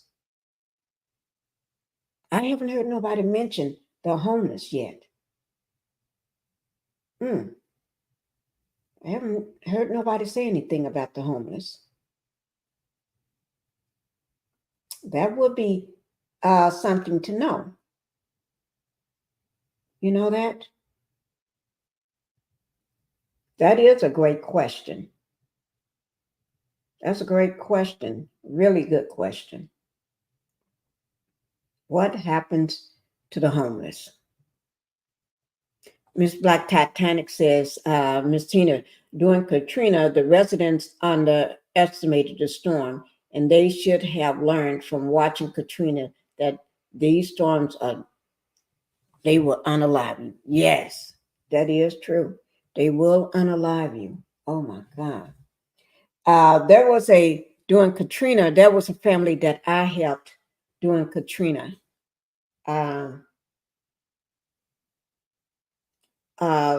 In my neighborhood, it was this neighbor that called me and asked me did I have any thing, because there's a young lady from Katrina that needs help. And she was a Black lady, but the lady that called me, she was a white lady, right? They asked me, did I have anything? And she asked me that one question, and before within a few hours, I don't even think it was maybe 2 or 3 hours, I had this woman a whole apartment full of furniture. Yes, it is. And an apartment full of furniture. They found her. Let me see. How did we find her an apartment? I can't remember how the apartment came about, but before you know it, I just made a phone call, and from that phone call, and it was just like I wasn't getting just pots and pans. I was getting living room sets, bedroom sets, and then during that time as well, I was one of the board members. I think was I a executive board member or director, or because I was a board member for a lot of different. I'm trying to see, was I a board member during that time? I don't know whether I was one during that time or not. But anyway, I had a whole. I had people coming in with bedroom sets for her and her kids, living room sets, everything for the kitchen, clothes, sheets, everything you could name. Had so much stuff coming in, it was too much stuff just for her. Because once her apartment got full, it was too many. So we started, and then I had to start directing the stuff to give to other people. The next day, it was just crazy how much. And it didn't take me no time. It was just I made a phone call, and it went from there. People was calling me or letting me know I got a living room. I got a bedroom set. I'm gonna give her a kitchen table set. I'm gonna give her a bed with the whole bedroom set, or this or that. I got this amount of money for her for food and clothing, and I get and people sending clothes and everything. It was just went crazy. Just found somebody calling me to ask, and I don't know. It seemed like I didn't realize I had just took it over and just spearheaded the thing, and it just took over in one few hours, and by the next day she had everything she needed. And then some. And then I did go to meet the lady at her apartment the next day. And that was a brand new apartment for her and her kids. Yeah, yeah, that is. And the homeless, I don't think anybody said anything. Now, every city and every state normally have homeless. So yeah, what about the homeless? I hope they work on the homeless, get them out. I'm quite sure they're getting them out. They got to get everybody out. And I guess that's the homeless probably going to go to a homeless shelter with everybody else, a homeless shelter or some of the shelters that they got set up for the residents too, because those are people as well. Miss Tina doing, okay, I've already read that. Okay. They, though they would say they're providing a bus to take them out of Florida. Oh, okay. You think they may be trying to, oh, okay. Providing a bus to take them out of Florida. Okay. I hear that. I definitely hear that. I get it. That's what they would be saying. They got a bus to take them out of Florida. Yeah. This is a big storm, guys. This storm is not playing with anybody. So if you got family members, if you're living there, let's everybody give some prayers for anyone that have family members, anyone that living there. Let's pray for Miss Sheila that God wraps her home, wraps her and her family in His arms. Okay. That she wakes up in the after the storm and everything, and she's safe. Her home is safe. Her family is safe. Let's pray for everybody that got family members there. I have family members there. For the people that you know, even if they're not your family, blood family. But let's pray for everybody. This is a major storm. This storm is not going to play with anybody. This storm is coming and it's coming fast, and it's a category 5. I can't say that we all have witnessed a category 5. No, Pinky, they don't say it, but I thought they would have said they have a bus for them. Yeah, they haven't said it, but I'm quite sure. I just pray that they got a bus loading them on. All they have to do, they know what streets that they have those homeless camps, the tents and stuff, tent cities and stuff. They know where to go find them. You pull those buses up there and you tell them to let them know they got to go. And but they have someone there that knows how to talk to them like they got some sense. Because some people don't know how to talk to you like you got sense. Although you may be in authority, but not everybody know how to talk to you like you got some sense. Y'all know what I mean. Sometimes you might have to have somebody there that when they seeing somebody acting in authority, acting a fool with them, just walk over and tell them, wait now, let me show you how to handle this situation. And show them how to talk to the person. Tell them we ain't here to do that. No, we're not. This is a category 5, guys. I'm laying in my bed watching this myself. But I still, doctors never said that I can't go live. Doctors never said anything about me being on social media. They said the rest. This is where I get my rest from. This is my way of resting. This is my way of helping. Back from the Apollo stroke. Oh my God, Apollo. Tell Apollo, we got a Hurricane 5 going on. He's going to have to be good. Sit down. It's time to give him some water and feed Apollo.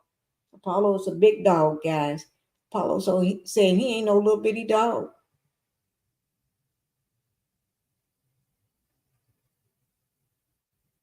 Okay, grandbaby is crying, Black Titanic. Okay. All right, take care of grandbaby. Put yourself on mute. And just, let me see. A lot of homeless have mental illness and must be handled with care. That is true. That's what I'm talking about. They got to help some people there with some sense. You can't help no fools stepping up. You know how, I don't mean to call people fools, but you got to help some people there with some sense. Now, or you got to have at least a couple of people there that knows how to handle things, knows how to de-escalate. When you see somebody acting a fool, trying to tell them they need to get on the bus. It's the way you tell people and the way that you handle people. Okay, thank you, Miss Black Titanic. She's still watching, but she's on mute. Okay, thank you. You got to know how to handle people. You cannot handle everybody the same way and think those homeless people, just because they homeless, you're gonna put up with your bull. No. They're gonna go off on you too. They will go off on you too. You got to know what you're doing. You can't just say, it's time to get on the bus. It's time to get on the bus. No, you can't do that. You can't do that. We are getting ready to watch again, guys. I'm going to throw this video up for y'all. Wait, just give me 1 second. Give me 1 second, because I always have to bring y'all the information. Yes, I do. I'm bringing it to you. Okay.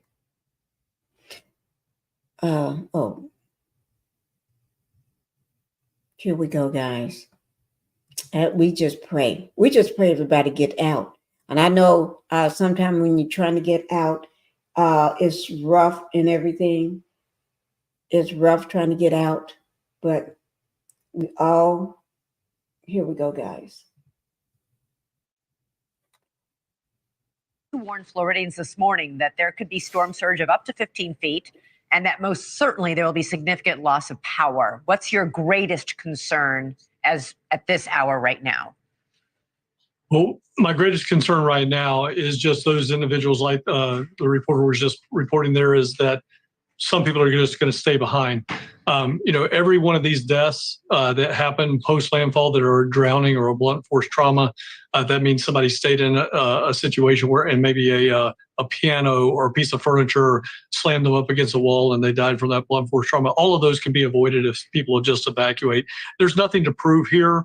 You just need to evacuate, go tens of miles inland, save your life. We can replace property. We can replace things. We cannot replace people. Yeah, I don't think the warnings could be more dire from all of the public officials, from Florida Governor Ron DeSantis down to the mayors of certain cities. We heard the mayor of Tampa Bay saying, if you don't get out, you will die. I mean, that bluntly. The Governor DeSantis said much the same thing. And yet people like Alex was just talking to are saying, I'm really nervous, but I'm going to stick around. Yeah, I've talked to Mayor Castor a couple of times over the last few days, as well as obviously been with the governor almost 24/7. And yeah, we've all been just beating the same drum that this is a powerful storm. I was just on the phone with Jamie Rome from the National Hurricane Center, and he says, Kevin, this thing's going to take a little bit of an odd shape, and I think people are going to think that it might be weakening, but it certainly is not weakening. And then getting lured into the false sense that this thing is going to weaken just before landfall. I want to just draw everybody's attention. I don't think that, the Hurricane Center track has been doing very, very well, but I don't think that this intensity forecast, and that's always the hardest thing to predict. The intensity forecast has certainly been all over the map. This thing has never done exactly what it said it was going to do. We've been in a Cat 5 territory twice now. We had 185 mile an hour winds last night, or 180 mile an hour winds last night. I'm not going to bet the bank on the fact that this thing's going to weaken just before landfall. Yeah, we're also hearing from the Hurricane Center that not only might it not weaken just before landfall, but that it will remain. Usually these hurricanes, once they hit land, downgrade significantly, and are often tropical storms by the time they march across inland. This one is supposed to remain a full hurricane as it crosses the entire peninsula of Florida. Yeah, Elizabeth, Orlando, Florida, where the eye is expected to go at or near 105-mile-an-hour winds in Orlando, Florida. I don't think they've seen that in quite some time. I don't think Ian was quite there. I think it was about a Category 1 hurricane by the time I went over there. But this is going to be a Cat 2 going over Orange County, Orlando, Central Florida, exit the state as a full, strong Cat 1 with 90-mile-an-hour winds. So again, it's going to be a full hurricane, to your point, all the way across the state of Florida. And then the storm surge on the East Coast, where we've had Hurricane Nicole and the remnants of Hurricane Ian, where those vulnerable structures are at on Daytona Beach shores, northern Brevard County, Space Coast area. Yeah, we've had a lot of damage over there in the last 2 years, and it's still a very, very vulnerable coastline from those hurricanes. So what resources are you mobilizing to combat this storm? Tell me what we expect it's going to hit you in about 24 hours from now. What are you going to spend the next 24 hours doing? Well, the shot that we're showing right now is our 20,000 person responder camp that's at Tropicana Field.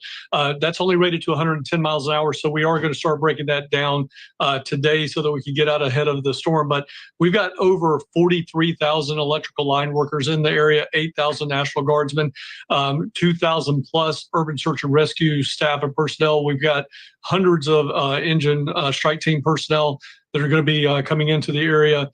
We've got obviously emergency management agencies and assistance from just about, I feel like just about every state in the United States right now, at least about 25 states. So we've got more than enough resources here to respond to this. We are ready to respond. We've been preparing for this. Back in the spring, we ran some exercises where we had multiple Cat 3 plus hurricanes hitting us 2 weeks apart, much like the 04 hurricane season. So we wanted to be ready for that. The team is ready. Are they tired? Yes. They've had Debbie, they've had Helene, they've had now this storm here. So we're ready. We're looking forward to helping all those Floridians get back on their feet after this. But we got the resources. Thanks so much for watching. Go to joinnn.com to find NewsNation on your television provider. And don't forget to click the red subscribe button below to get more of NewsNation's fact-driven, unbiased coverage.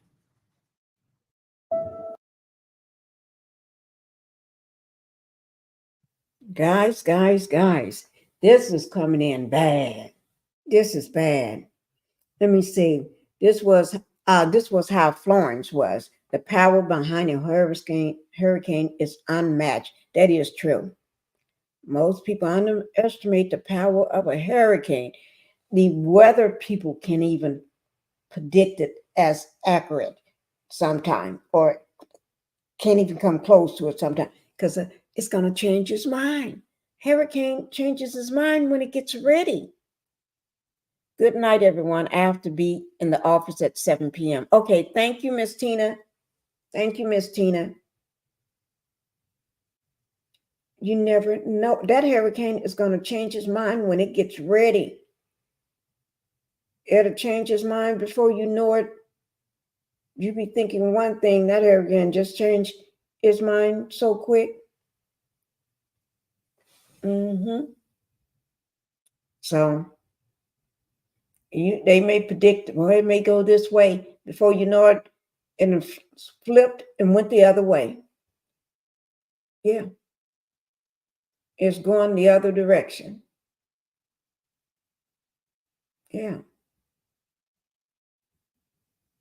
You never know, guys. So just be safe. All I could say is just be safe if you're going to stay. Be safe. I saw a whole Carolina pine tree, 20 feet tall, floating down the street. Oh, my God.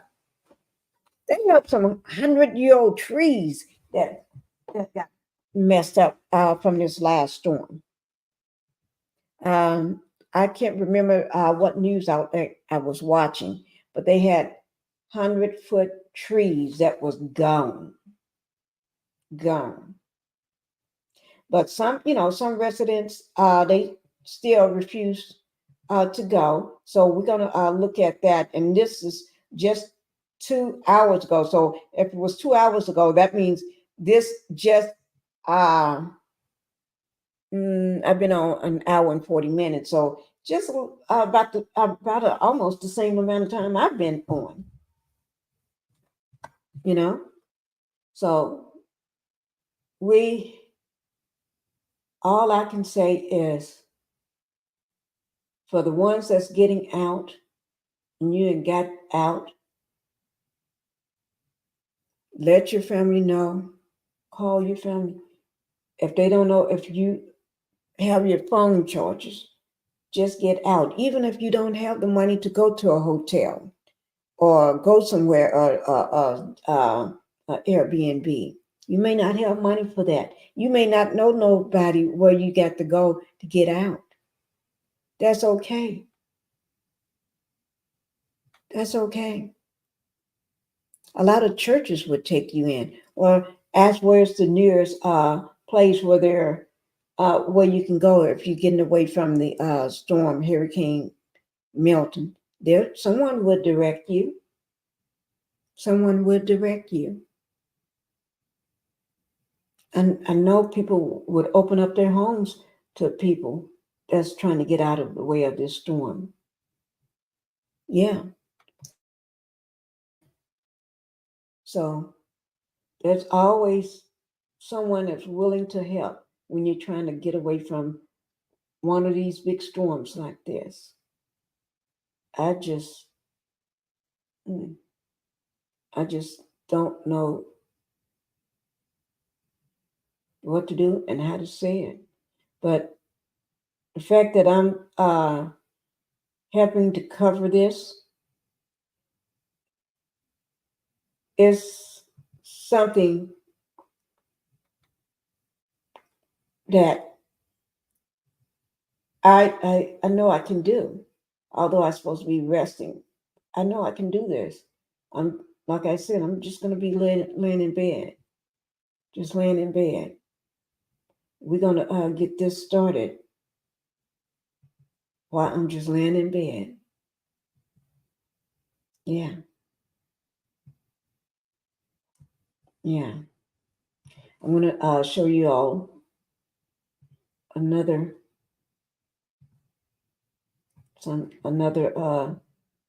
video. Okay, guys, I'm going to show you another one. What did I just do with it? Here it is.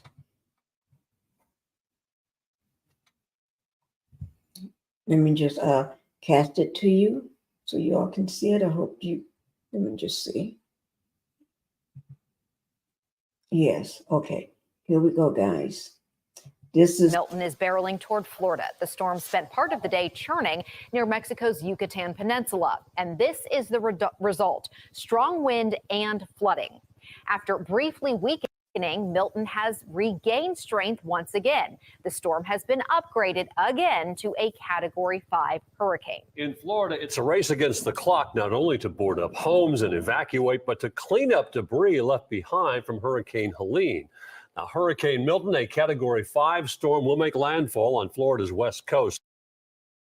Thousands fleeing the storm have Interstate 75 clogged with vehicles. Florida officials say this may be the largest evacuation since 2017, when about 6.5 million people fled their homes to escape Hurricane Irma. And as millions leave Florida, there is a steady stream of first responders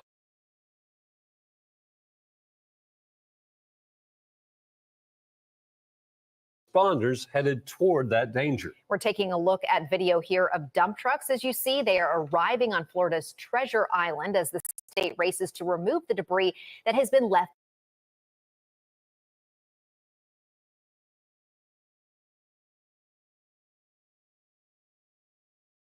behind from Helene.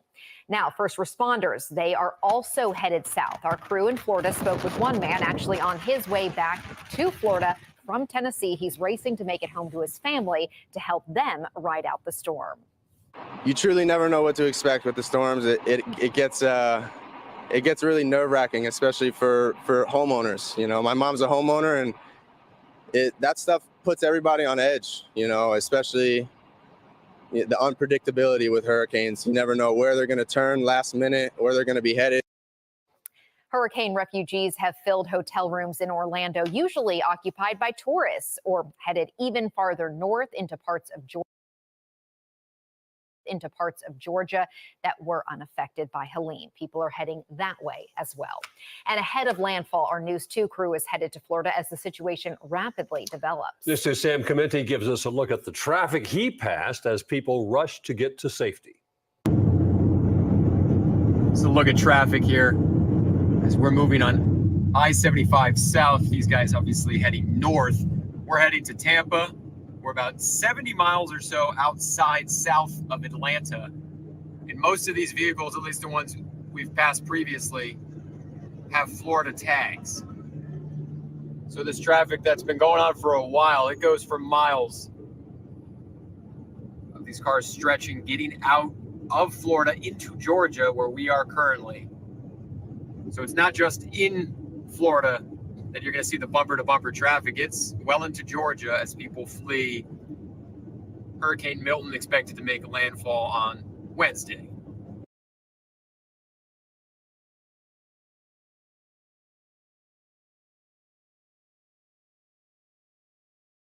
Okay, guys. Now that the storm is coming, they send dump trucks to get old debris. Oh, justice. Why just now picking up us? My question. Since the storm is coming, now they send the dump trucks. Why was the dump trucks before, right after the storm? Well, a couple of days ago, or days before that. A few days, even just say, if they didn't want to come the day after the storm, what was the truck, 2 days ago after the storm, after Hurricane Helena? Well, maybe, what was the dump trucks 3 days ago after Hurricane Helena? Is that what you're saying, Justice? I question. Yeah, but now they got Big Milton.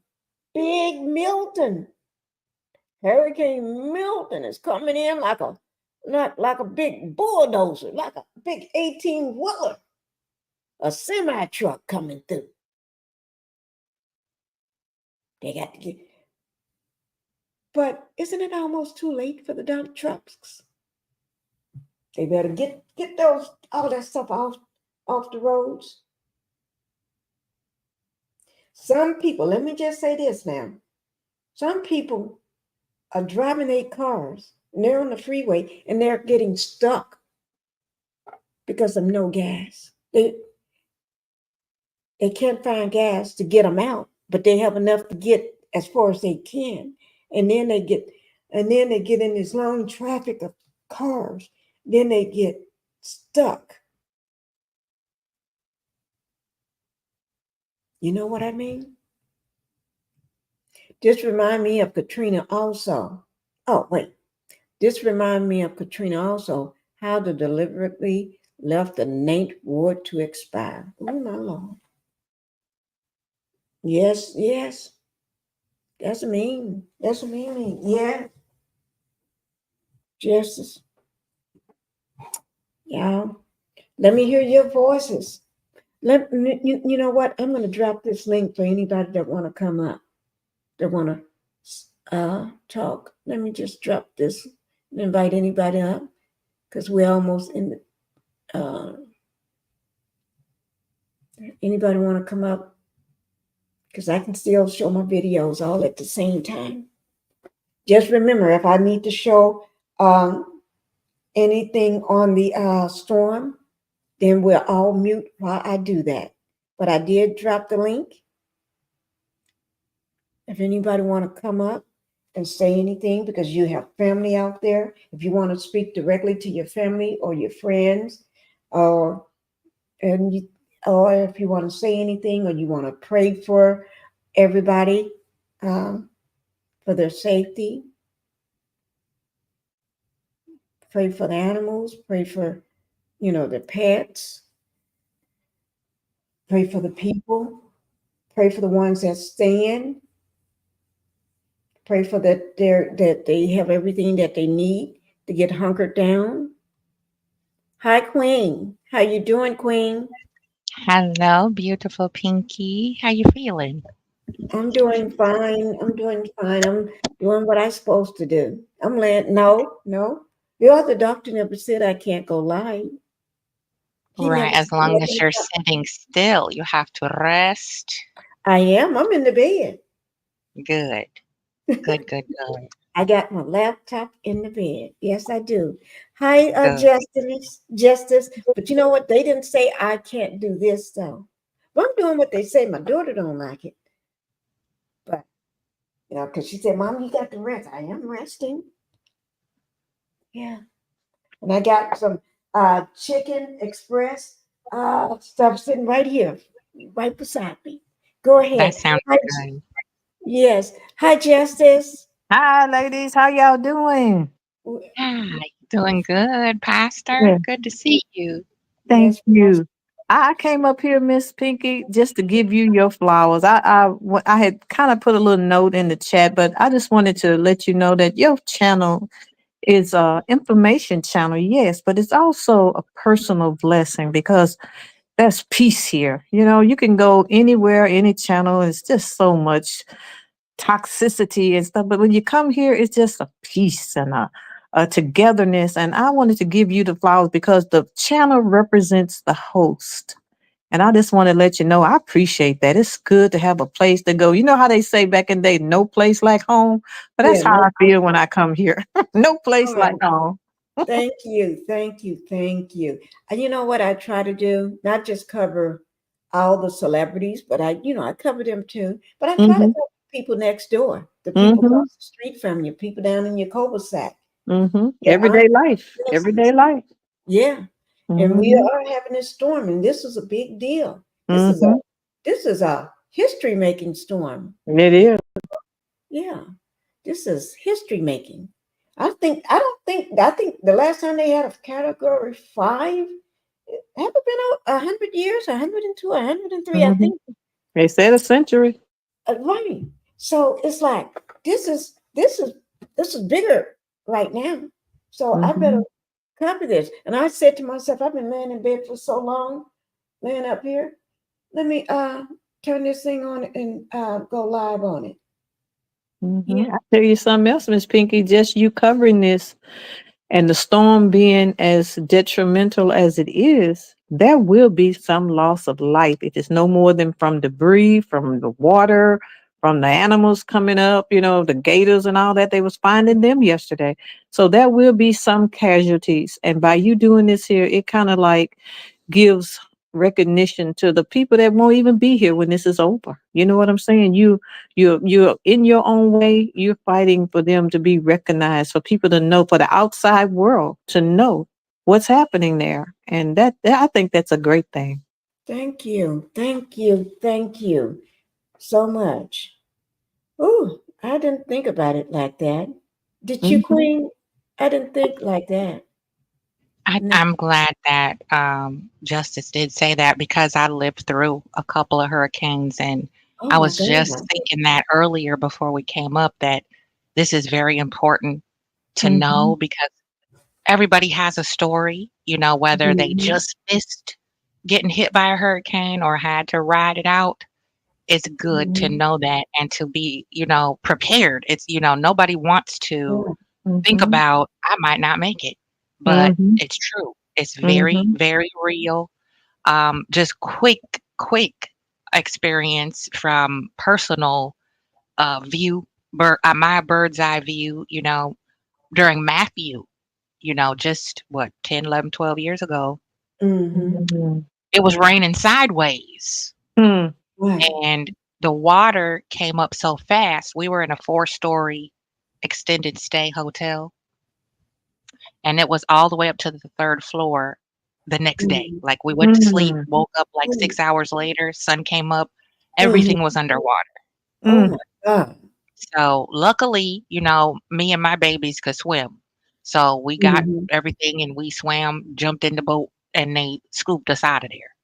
But there Mhm. are people who just are not prepared. They just don't Mhm. know what to do. Yeah. And sadly, those were some of the people that didn't make it.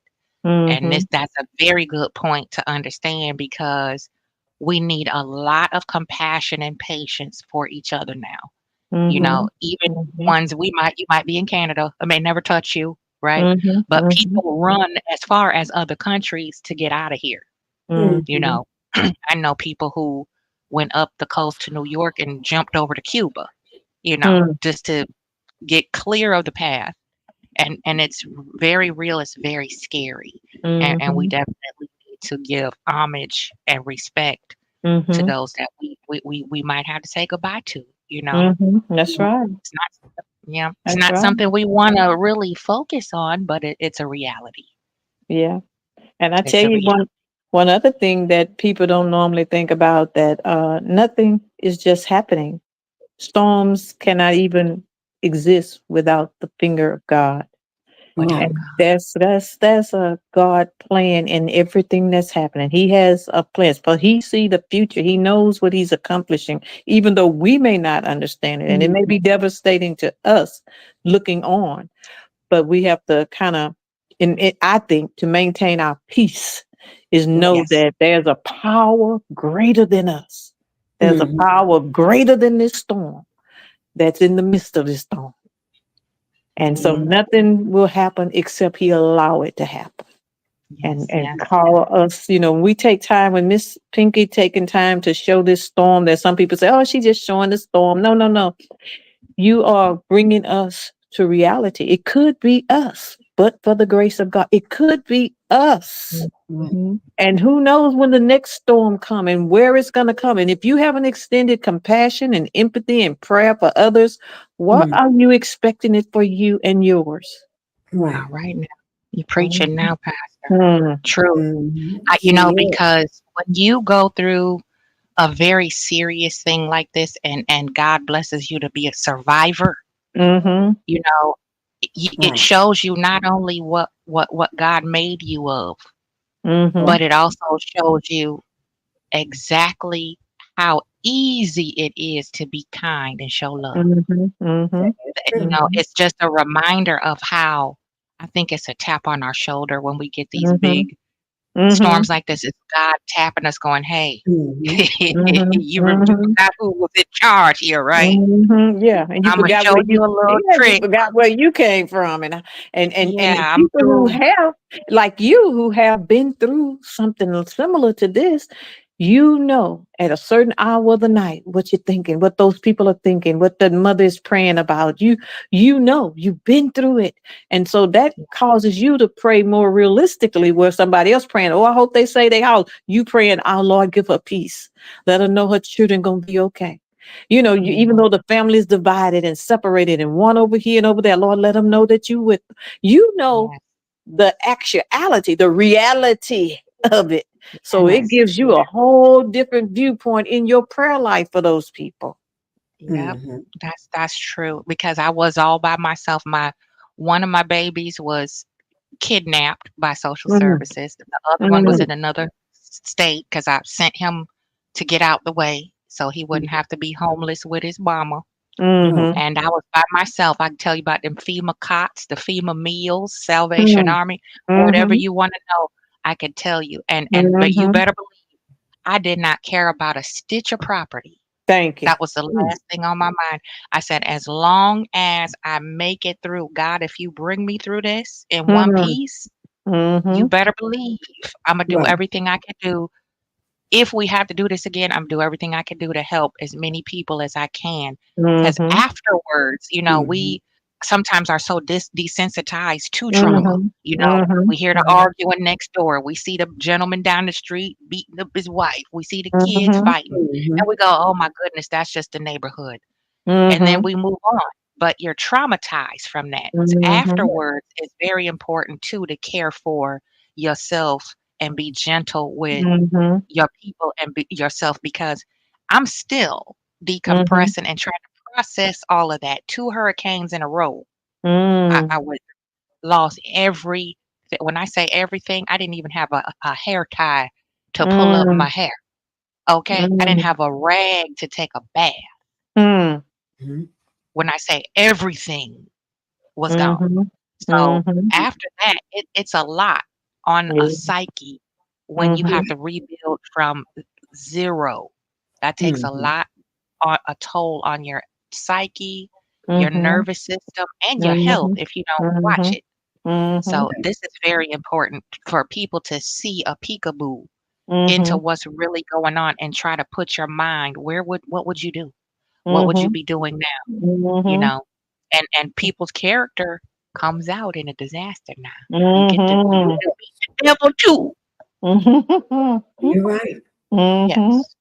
Yes, indeed. It's true. Let me. Devil I got jump out this. quick. Mhm. I got this. This is the Florida. This is the Floridians evacuate ahead of the Hurricane Milton as the Gulf Coast braces. But there's a little more than just on this one here, and I want you all to watch it. Um, I try to bring it from different points of views, um, and I think this was just. Let me see. 24 minutes ago. Okay, this newscast this just 24 minutes ago. So it haven't been long since they just aired this. Not even 25 minutes yet, but we getting ready to make it 25. Okay, so here it goes, guys. Let me undo this. Right now, thousands of people who live along Florida's Gulf Coast are evacuating with the potential, we're hearing, for a 15-foot storm surge. And with more than 50 counties in the state of emergency right now, the evacuation process has been pretty hectic in some spots. These traffic cams showing people hitting the roads and evacuating ahead of Hurricane Milton today. Major highways like I-75 were bumper to bumper most of the day. News 6's Eric Von Enken joins us now live in Sarasota at a busy gas station. And Eric, a lot of gas stations ran out of gas today. What's happening there? Right. So, Lisa, Matt, normally we don't broadcast live from gas stations, except that we were out of gas because we've been driving around all day, especially out to the Barrier Islands and back and, up and down, north and south. So we're in Sarasota County still. We're right near the interstate now. Again, Manatee County, just north of us, that's Bradenton. They have been evacuated, the Barrier Islands there. And then beyond that is Hillsborough County and Pinellas County, so St. Pete and Clearwater, all evacuated. So those folks largely have left. Some of them are coming here, we're finding tonight, to try and fill up before they're leaving. But a lot of these folks are staying. So, like this family, quite apparently, we were very happy to find this gas station. 1, with their lights on. 2, their doors open.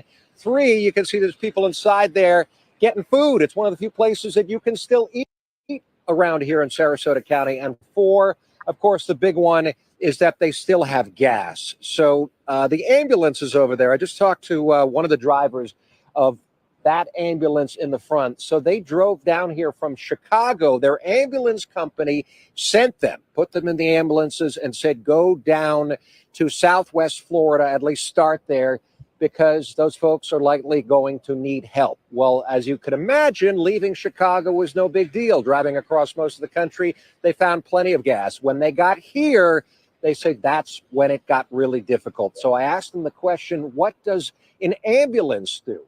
What do the people who rescue the people do when they can't fill up? And he said, Ooh, that's a good question. Same thing as anybody else. We're just stuck and we just got to park and we just got to wait. He said they're coordinating. They have a whole network and they're talking to each other, just trying to find gas station open. But Jeff, we drove around, 20 miles or so, hit maybe 10 gas stations. This is one of the few that is still open. I'll also tell you this, too. We have talked a lot about how people have been throughout this massive evacuation effort, Yes, especially from that's the just west not coast, the bad. southwest coast of What the Florida here. heck We've is seen he the doing best of washing his humanity, people windshield when making people room, trying to saying, get okay, you gas? need ethanol-free gas, slide in Behind here. him We've also seen to the fill worst of up. humanity, He is near wiping accidents, his people windshield, yelling at each other. cleaning his Some people windshield. selfishly just Oh, parking and going God, and inside do when they that. actually get a space to get their food, while other people, we've seen the line build. Mm-hmm. None of that right now. Somebody called Some me of it that. understandable He because, said, again, he people said worried he's about still there. themselves, He's worried there, about their life, wiping worried his about their property. Matt, Lisa, going to send it back to you, but we will be here through whatever this brings. And it's Obviously, raining bringing anyway. pictures to everybody at home.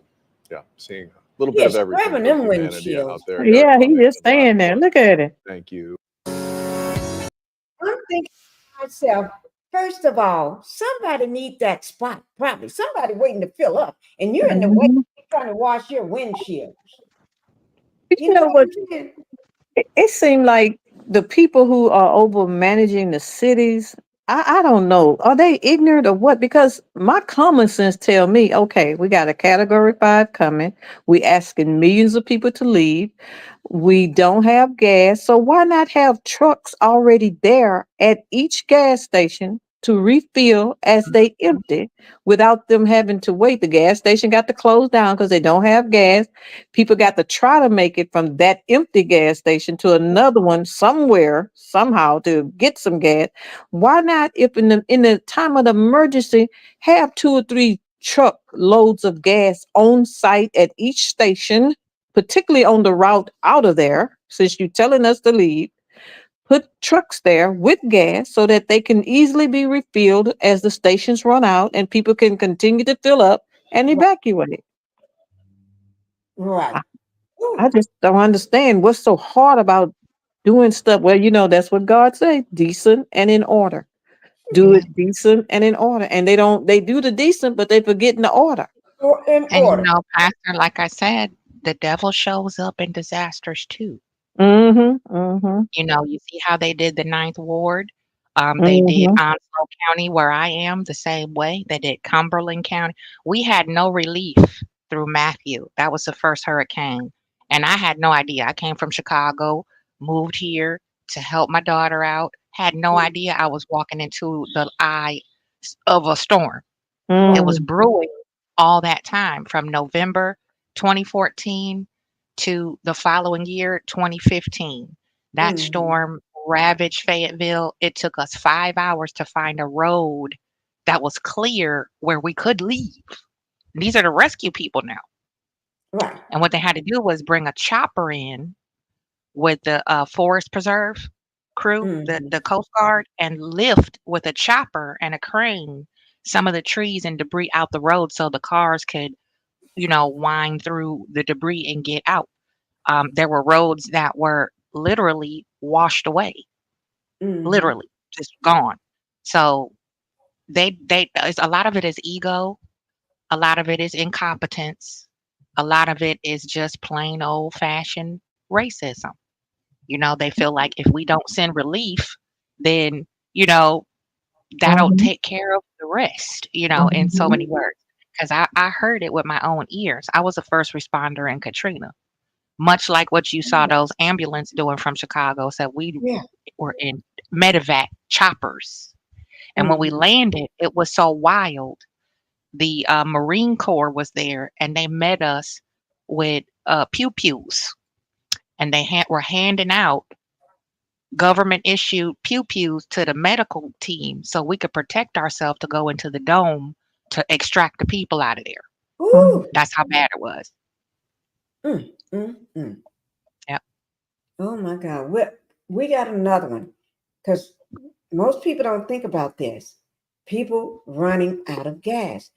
Now, my thing is, the storm is coming. Fill up some empty gas tanks.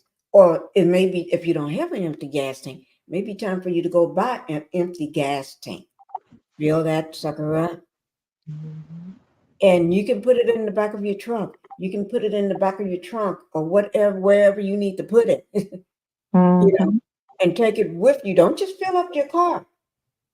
If it was me, I'd probably have 2 empty gas cans in my truck. Make sure I don't run out. I'll make you fill up my tank and filling up everything that I can. Make sure I don't run out. And believe you me, the military has the technology to have trailers to be able to dispense gas, just like they have generators that can light up a whole grid in a city for the stuff like this. Think about it, y'all. You know, they go to war, they spend billions of dollars over in a whole nother continent going to war for absolutely nothing, right? So, for an example, when we were in the FEMA shelter during Florence, the sheltering people had no idea what they were doing. They were volunteers, right? They don't get paid. So what they did, they found all the people who had background rescue experience, emergency, first responder experience, and asked us, like, what would you do? I said, first, we need to get a laundry facility out here and extra showers. They, you know, the Coast Guard pulled them showers up there and that laundry facility in trailers. The people who had automobiles, the Coast Guard came and they had like just like the gas and the oil that you would buy, you know, in the drum that used to sit out back when you had a furnace. They can transport gas. I seen them do it. So you are 1000% correct, Pastor. They can prepare much better. Right. But it's about where the money goes. We want to keep as much to ourselves as possible so we can disperse it into our own pockets. If this grant money doesn't go far enough, we can keep it to ourselves. It's all about politics. Right. And yeah, Pastor is right about the if you know the gas is going to run out at these gas stations, why not have the big tanker there with the gas sitting? So when they run out, just hold up, guys. Let the big tanker pull on in so we can refill. Yeah, I think that gas go up under the ground. It's time for them to refill. We just ran out. Let's just wait a minute. Let them refill it. Yeah. How do you think they fuel up those Humvees and choppers and all that in the desert? There's no gas station in the desert. You know, when they go out and patrol and guard the perimeter of their, you know, home base or whatever out there in the middle of nowhere, where do you think that gas and all them supplies come from? They have multiple ways to do it properly. And it, like I said, that was the money. You got to follow the money, and then you'll know why those people don't have everything they need. I tell you, the group of people are going to be very disappointed. Those who spent thousands and thousands for the electric cars and storm come, electricity grids go out. How do you get your car to run if it's running off of electricity? Right. You know Hopefully what? they have a solar generator charger somewhere they can plug into. Last night while I was laying up in the hospital bed, I don't know what news I was watching because I can't tell half of the time with the TV at the hospital, right? But they brought that up. I heard somebody talking about the electric cars. And they were saying if you got an electric car, it's time to move it out of, get it out of the way. You may need to take it to a higher ground. And it was I was thinking, and you know, because I'm at the hospital and they gave me a lot of different stuff. My mind wasn't thinking electric cars. Why? You know, what are they talking about? That's just a car like everybody. But I didn't think of that. Let me whack on my thoughts. She is also in Florida. She said, hello, Pinky, Chet, and Mods. Checking in from Florida. Thank you. I'm glad you're checking in. We have a few more people in the chat that also said they was in Florida. And I'm glad to hear that you are checking in too. Our power company told us to just go ahead and get ready for the power to go out again. Getting ready to ask for a discount too, and no power, no pay. That is true. And I think they still probably want you to pay. Although you ain't got no power from last time hurricane, and you're not going to have none from this, and you probably just got your power. But let me play this new and let me say my thoughts. If you want to come up and say anything about the weather conditions on where you are right now, you're welcome. And how the weather is going right now, you're welcome to come up and say a few things and let us know what's going on in Florida, and also anybody else in Florida. I think that was, let me just say, I just dropped the link down for anybody that want to come up. And also, let me see, that was Spicy. If you want to come up too, anybody that's in Florida, if you want to come up and say a few words, you can always drop back down, get back in the chat after you finish talking. Let me see. Hello, how you doing, Taffy? Let me see. Pinky in the chat. My family is in Florida. Your family is in Florida too. Mine's too. I'm from St. Petersburg, Florida, next door to Tampa. My sons are in Orlando. Oh my God, I'm gonna be praying for them. Yes, I am, and I'm so sorry to hear that everybody in Florida is getting this hurricane. We haven't had one like this in over 100 years, and this is the storm of the century. The storm of the century. I'm so glad that you're here. And guys, I did drop the link if anybody want to come up and say a few words. But let me just play this video. As the time is running out for the people in Florida to get out of Milton's way.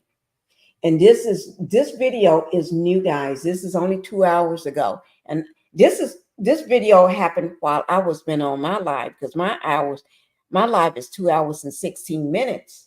And this is 2 hours ago too. So this was going on while I was live. So I'm going to go ahead and play this and see what happens when time is running out. Okay, that's a beautiful scenery, isn't it, guys? Look at it. That palm tree, the water, it looks so pretty right now. Yeah, the calm before the storm. Oh, you said it, the calm before the storm. And it's so calm. Look at it. It's Nothing's moving. Nothing. That's how it really is. That's how it really is. With a hurricane this big, you'll see one side of town look like this, sun shining, beautiful. Go across town, it looks like pitch black dark. You're right. It's really eerie. Calm before the storm. If the blue skies behind it, the palm tree is still standing, the water looks calm. Oh my God. Okay. We can ready hear what, let me pull it back. Here we go, guys. Well, tonight, most of Florida is bracing for their second major hurricane in just 2 weeks. This is a live look at Sanibel Island. You can see the waves crashing onto the beach.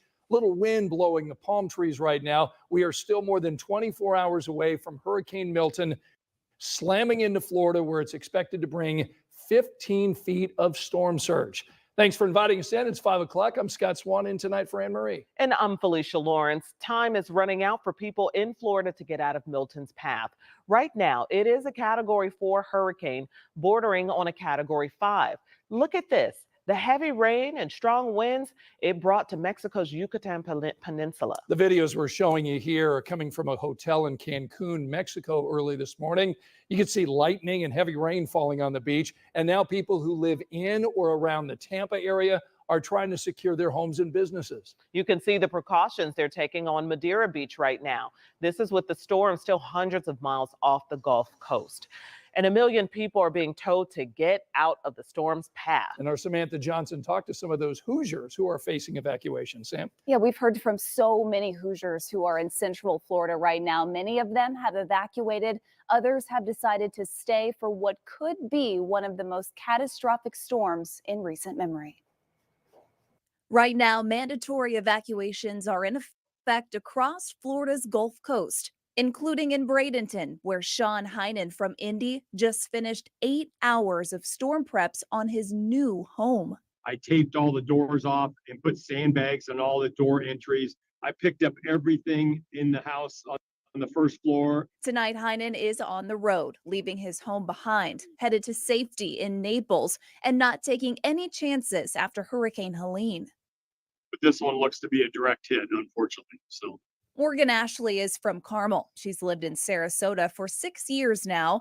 Helene didn't damage her apartment, but she's not taking any chances with Milton. I stocked up on water, pots of water, the bathtub full. In Sarasota, like other parts of the state, gas is becoming a major concern. There really hasn't been any gas since, I think, Monday morning. Ashley isn't in the evacuation zone, so she decided to stay. The traffic on the highway is so bad going north that I don't want to get stuck on the highway and stranded. Meanwhile, northeast of Tampa, document what the house looks like. Susie Smith is a professor at Ball State who flew into Florida over the weekend to check on a property. Hurricane shutters are down. But her flight home out of Tampa was canceled. By then you couldn't find a flight. So she drove. And proceeded to evacuate with the rest of Florida on I-75 North. All the way to Atlanta. The typically 7.5-hour drive took nearly twice as long. But Smith knows with Hurricane Milton barreling through the Gulf, it's just the beginning. I'm lucky. No matter what happens, I'm going to have a home to go to tonight.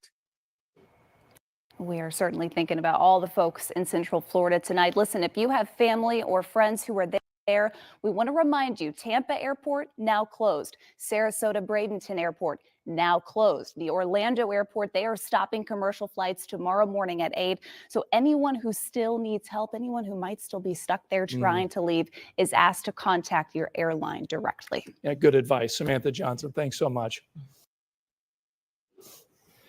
Well, those closures that Sam just mentioned, boy, they're going to have a huge ripple effect across the country.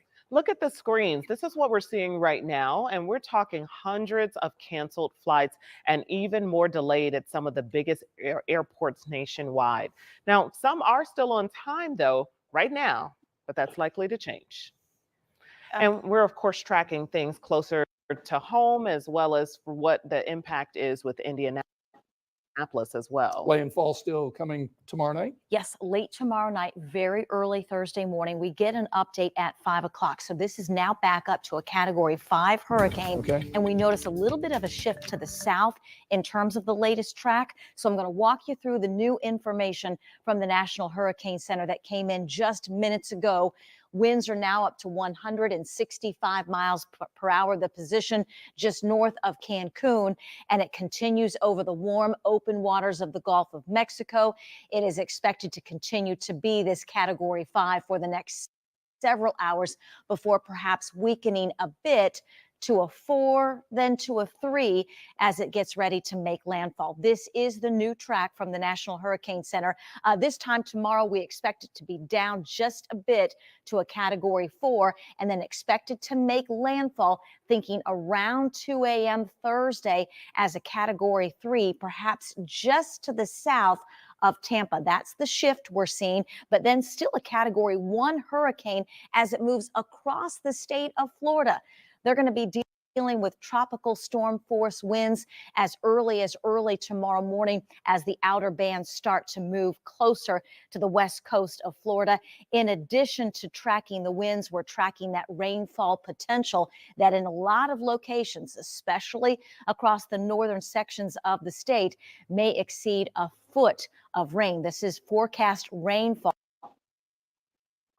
as we head through the next couple of days. More on this and our local forecast in a few minutes. All right, we'll see you in a little bit, Angela. Thanks. Indiana Task Force 1 now preparing to help people in Florida again. They first left Indiana 2 weeks ago to help in the aftermath of Hurricane Helene. They were in Florida for a few days before they were reassigned to North Carolina, where they've been assisting in search and rescues in the western part of the state. Nearly 100 members of the task force are currently deployed. And the federal government now finding a lot of misinformation about their response to Hurricane Helene.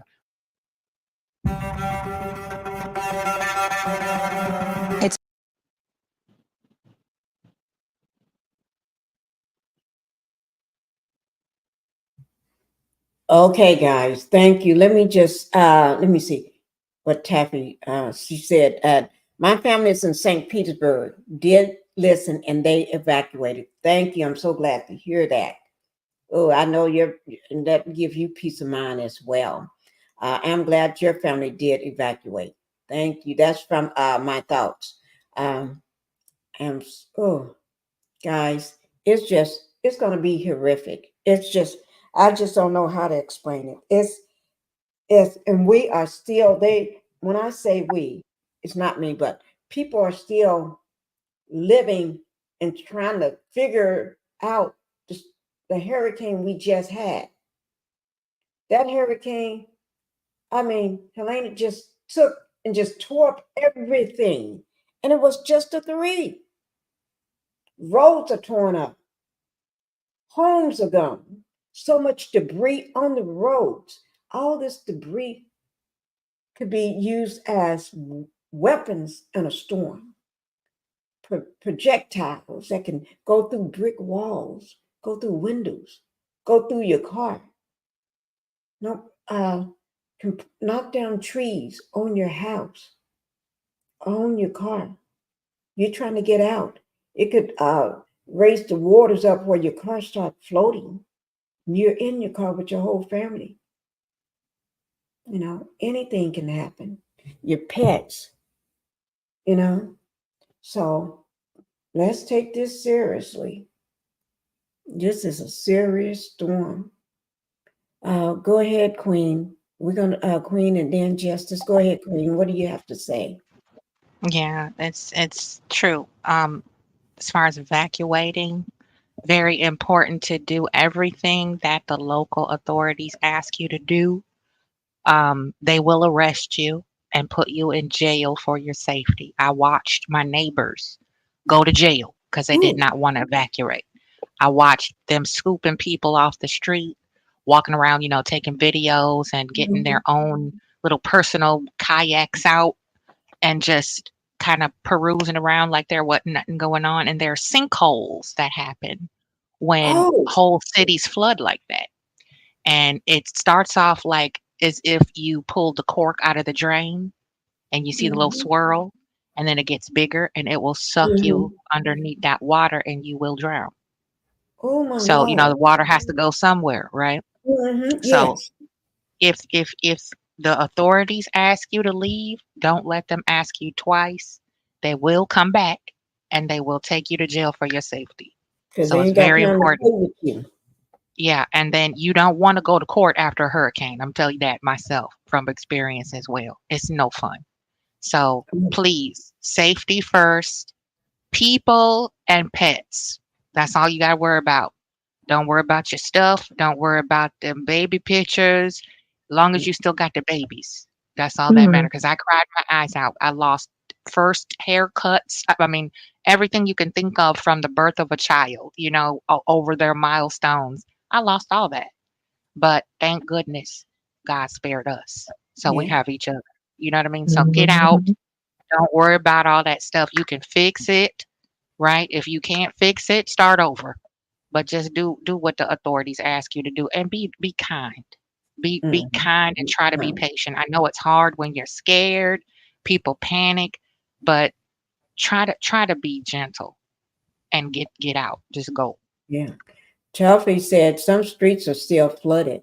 Yeah. Some places are still flooded, guys. Yeah. And then they got a new storm coming on top of it. Yeah. Justice. Thank you, Queen. Thank you for letting us know. Thank you. I'm just speak on the health issues of it. You know, a lot of them in areas that are not hit as hard as Tampa and the immediate place, so they think that they're safe. But Florida is a breeding ground for alligators. And they had showed on TV how they was wrangling up an alligator walking down the street like he was a taxpayer. So be mindful of your children that are playing in the water after the fact, and be mindful where you're walking and when you step in your backyard. It's just so many dangers, and so be extremely careful that even though you made it through, don't think all is well until all is well. You know, just be mindful of where you're going and what you're doing and what you're letting your children do. And don't forget about the snakes, the big pythons. Exactly. Those things are huge in Florida. They Yeah. have a problem with those. They pay people to go out and just so they can eliminate some of them. And you could tell we are definitely in the end times. This lady was on the news in her backyard. I don't know I forgot what part of what city it was in, but her 3 dogs are playing in the backyard, and there on the brick is a black bear. Ooh. And she trying to save her puppy, and the black bear, the puppy barking at the bear, and the bear who had his cub with it grabbed that puppy and was trying to get away with it. And that lady hit that bear, and he dropped that puppy, and she grabbed that puppy and ran in the house. Just nature is kind of out of order in the middle of storms and stuff. Yeah. You have displaced animals that are displaced just like people, and they're afraid and they're scared and they're searching for food. And so be very careful. That's my word for the people. Right. Oh, yeah. Absolutely. Be very careful. Well, guys, we're not going to stay too long. We've been here 2 hours and 30 minutes. I'm going to end this line, but I'm going to let it run a pre-recorded live. I'm going to let it be running pre-recorded, but I don't have to be on it. I'm just going to introduce the pre-recorded line and then just let it record from one of the major news outlets so I can get me some rest. Yeah, because I'm getting a little tired. Yeah. But you know what, guys? Take yourself a little break and rest. Yeah. Yeah, I am. Well, I'm gonna get down, Miss Pinky. Thank you so much for this here information and for us learning about what's happening and hearing from people who are directly affected. And we all are staying prayerful. We don't have to know people to pray for people. Don't feel like because you don't know somebody, you don't have to pray. Yes, you do. Pray for people. It's okay. And so that's what we're gonna do. Stay prayerful for these people, even as they're leaving. Don't think everything is okay because you see them, they leaving. It's hard to walk away from everything you own. It's hard to just grab up your children and your pets and throw them in a hot car and trying to get away from danger. They need prayer. And so we're gonna pray for them. Yes, thank you, pastors. And knowing that you're leaving and when you're pulling out of your driveway or from in front of your house and you look back and see it for the last time, it may not be there. Not everything, all those memories and everything in that whole house may not be there. More than likely, it's not going to be there when you get back. If it is in such shambles and everything is probably 20 miles away and thrown everywhere, there's nothing that you can come back and pick back up or go back and live in. So, yeah. So I always say you may not can carry everything. Grab your purse or your wallet because you got your kids or your mom or your dad or somebody in the car with you. You're going to have to have that driver's license. So grab that purse, grab that wallet or that pocketbook. You throw it on your shoulders. You grab them kids and you get in that car. You get that dog and your cats or whatever. You get in that car and you go. Oh. You just go because you're going to have to stop somewhere.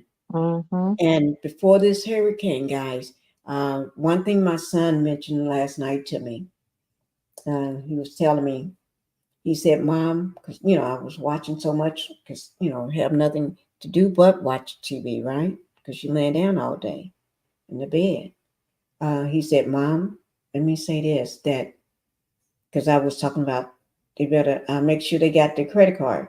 And he said, Mom, credit cards, when you got a storm, credit cards are not going to work.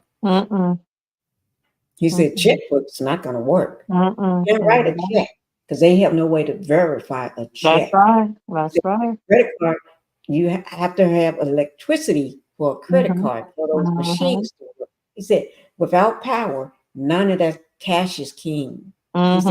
He said, so you have to go when you know a storm is coming. You don't go the day of the storm or on your way out. You go days ahead of time. If you see a storm, you go to your bank, you go to an ATM machine and take out as much cash as you can. Even if you have to take everything out and leave $1 or $2 or $5. So you go take out everything that you can if you got it. because cash is gonna be king. Because you can't go to another state or cross to another state or another town or city and say, I'm going to stay in this hotel and here's my credit card. And they ain't telling you credit card ain't going, they can't take a credit card. They ain't going to take your good word that you're going to come back and pay them. That's right. So cash is king, guys. If you can, when y'all make y'all stops, go in somewhere. If a store is open, try to get as much cash out of there as you can. Take your money. If you say that's my rent money, that house may not be there, or that's my apartment money to pay my apartment rent money, or your house, it may not be there. You worry about that when you get back. Just set that money go. Because you saving that for the rent money or your mortgage, that may not be there when you get back. So you got to put a roof over your head somewhere else. So you may have to take that money and take it with you. And then if you get back home and your house or your apartment is safe, then you can go ahead and pay that rent or that mortgage. But you better take what you can and put a roof over your head, because you never know how long you may be there. Because this is a storm that we never heard of. It's been over 100 years, and a lot of people, we haven't lived it. I don't know. Well, I only know one person that's 100 years old. My very, very, very, I call her mom, Dr. Myrtle Hightower. I'm saying her full name because she's a legend. She's 101. Yeah, so she probably remember that, because I think it was 102 or 103 years old. Somebody probably told her about it. But anyway, guys, I am grateful and honored that you all, Queen and Justice, came up. And for everybody that came to my chat, and for all y'all's knowledge. And for Queen, she's been through a couple hurricanes. And so she got firsthand knowledge of what they can do and what you need to do and how to prepare and how to get out of there and everything, and what not to do when they ask you to leave. Because this is a mandatory evacuation, isn't it? Yes. Yeah. So they ain't gonna play with you when they asking you to leave. Don't let them see you and you just not. Yeah, we don't want them to put you on the ground. I don't want nobody got their foot on your neck. So just apply. Just go ahead and do. They said, just say, okay. Cooperate. Yeah. Cooperate, please. Yeah. For your own good, cooperate and grab as much waterproof stuff, trash bags, Walmart shopping bags. That comes in handy when you don't have dry socks. Things like that are very important. It's a lot of diseases and sewage in that water. It's a lot of unsavory things floating around in that flood water. It is not swimming grade water. So waterproof down, even if you just take some Aquanet hairspray, whatever that's waterproof, and spray your shoes and socks with it until you can get to where you need to be.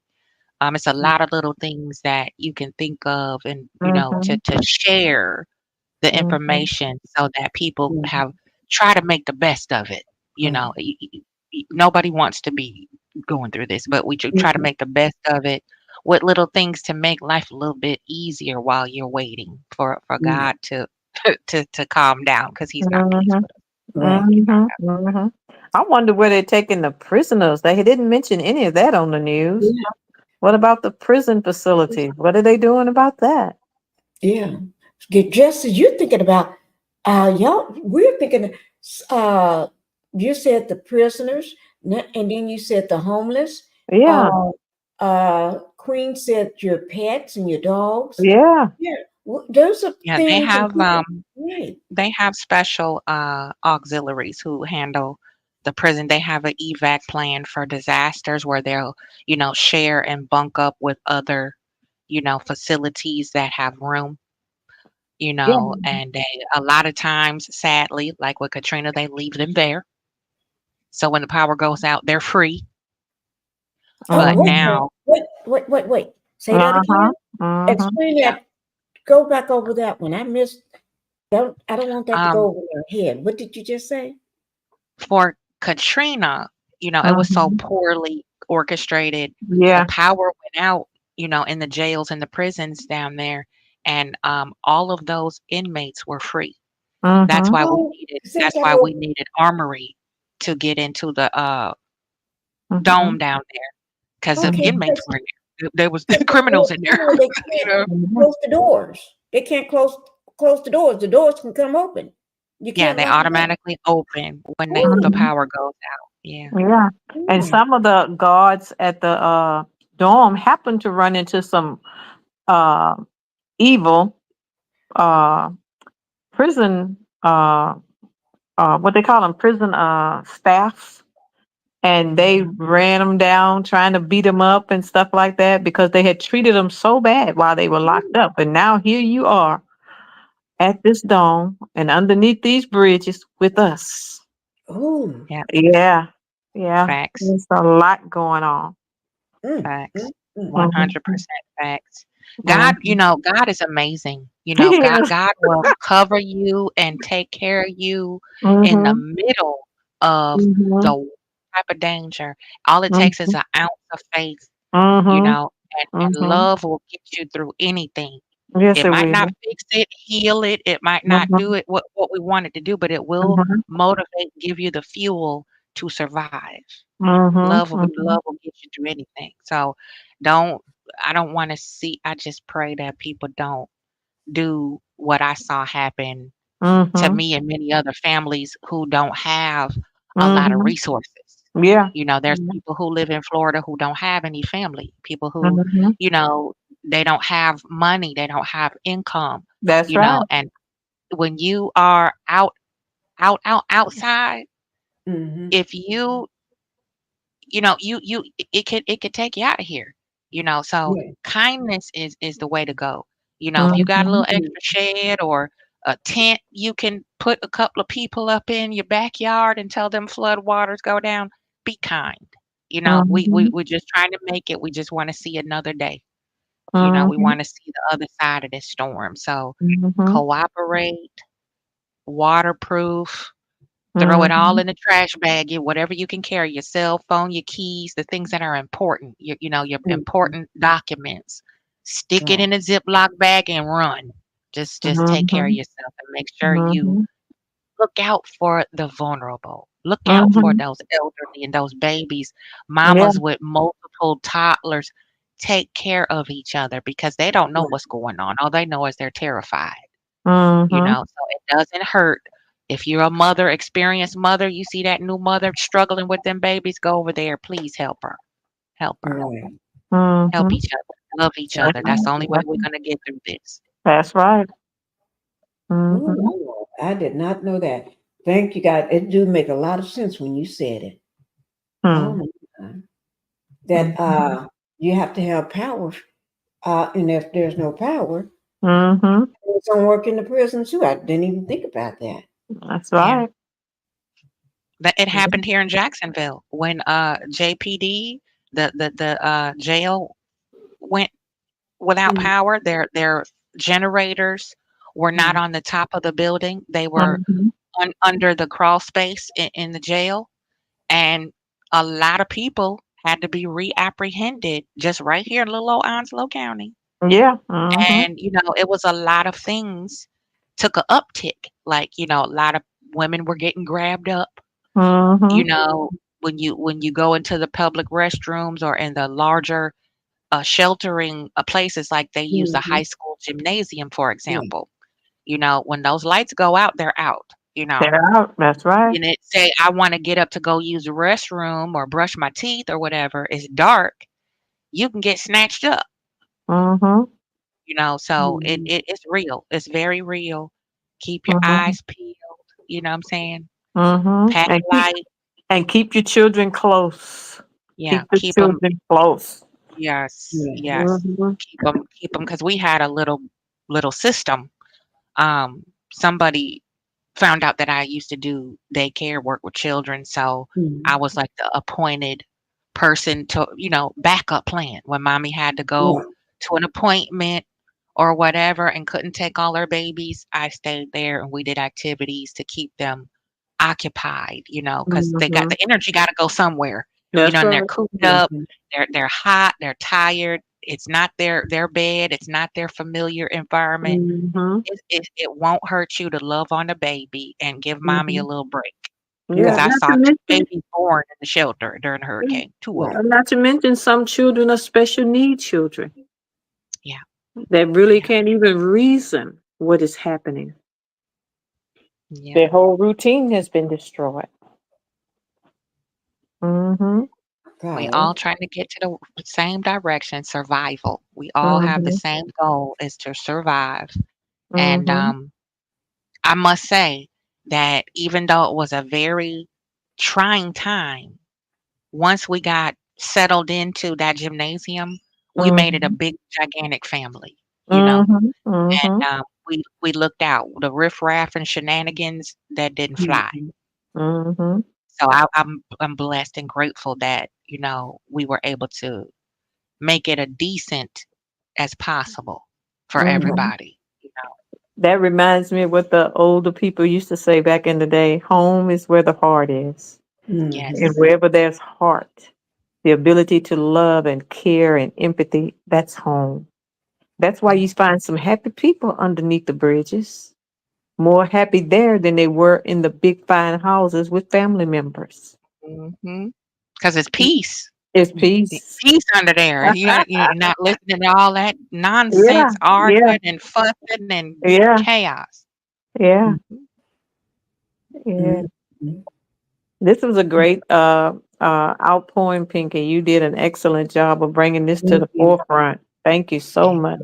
You all are welcome. You all are welcome. And I will be covering this storm Yeah. tomorrow too, because each hour it gets Mhm. closer and closer. It gets Mhm. stronger and stronger. So I will be covering the storm.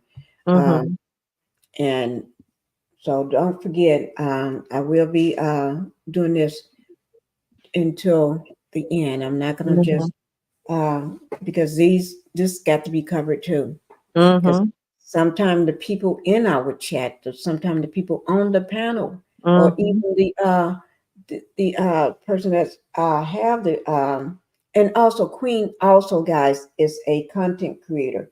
Queen Common Sense is a content creator.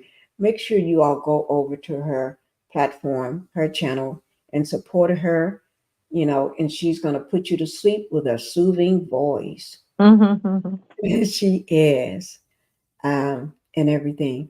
And I will be covering this because this storm is gonna last for days. It's not Mhm. gonna just be over by tomorrow. And then we've Mhm. got to go home and get back to the things as usual. There's gonna be Mhm. a lot of stuff to go after that. Okay. All right. So we're and thank you all and thank you too, everybody. Thank you for being up here, Justice, for all your words and everything and stuff that I haven't even thought about. The homeless, Mhm. the Mhm. inmates, and stuff like that. Or the tanker trucks for the gas. And Queen Common Sense, thank you, because for all the talking about the pets and Mhm. how people may leave them, and then the fact that you've been through this yourself. Yeah. So you First-hand knowledge. Yes. right, firsthand knowledge. You can tell us things that we haven't even thought about, and I didn't even think about the exactly the prisons and stuff like that. It didn't even cross Mhm. because I guess when you've been through this, you can think of things that a person that never been through it, you have lived this, so Mhm. and I'm so glad because you have lived this. You came up here because things you and Justice said, I wasn't even thinking that. Uh, I just wanted to do what was natural to me, just to show this because I'm watching it. This is what I was doing. I'm watching it. Been watching it for days, laying in bed, in the hospital, laying in bed. Came home today, laying in bed, watching it. So I'm thinking, let me just show this too. Yeah. Mhm. So this is what I was doing. So I'm quite sure if I was watching it, a lot of people that can't watch it because they're in their cars sitting on the road. Mm-hmm. So they can't be in their homes watching it because they're stuck in traffic trying to get out. And who knows? They're pulling up on lives, pulling up on other content creators or That's right. just trying to get the information, the news. So Mm-hmm. I'm gonna go live because Doc never said I can't do that. Mm-hmm. But I'm doing what he said. Resting. Right. Okay. All right, guys. This was Thank you, beautiful, Queen Common though. Sense. Huh? I said this was super beautiful again. Thank you again for having me. Mm-hmm. Thank Yeah. you, guys. All right. And we're going to go ahead and just call it a day. I do thank everybody for coming up, coming in. Whew. Good night, y'all. Okay, Good good night. night, Queen. Good night, Good night. Justice. Love Good you. night, everybody. Bye-bye. Bye-bye.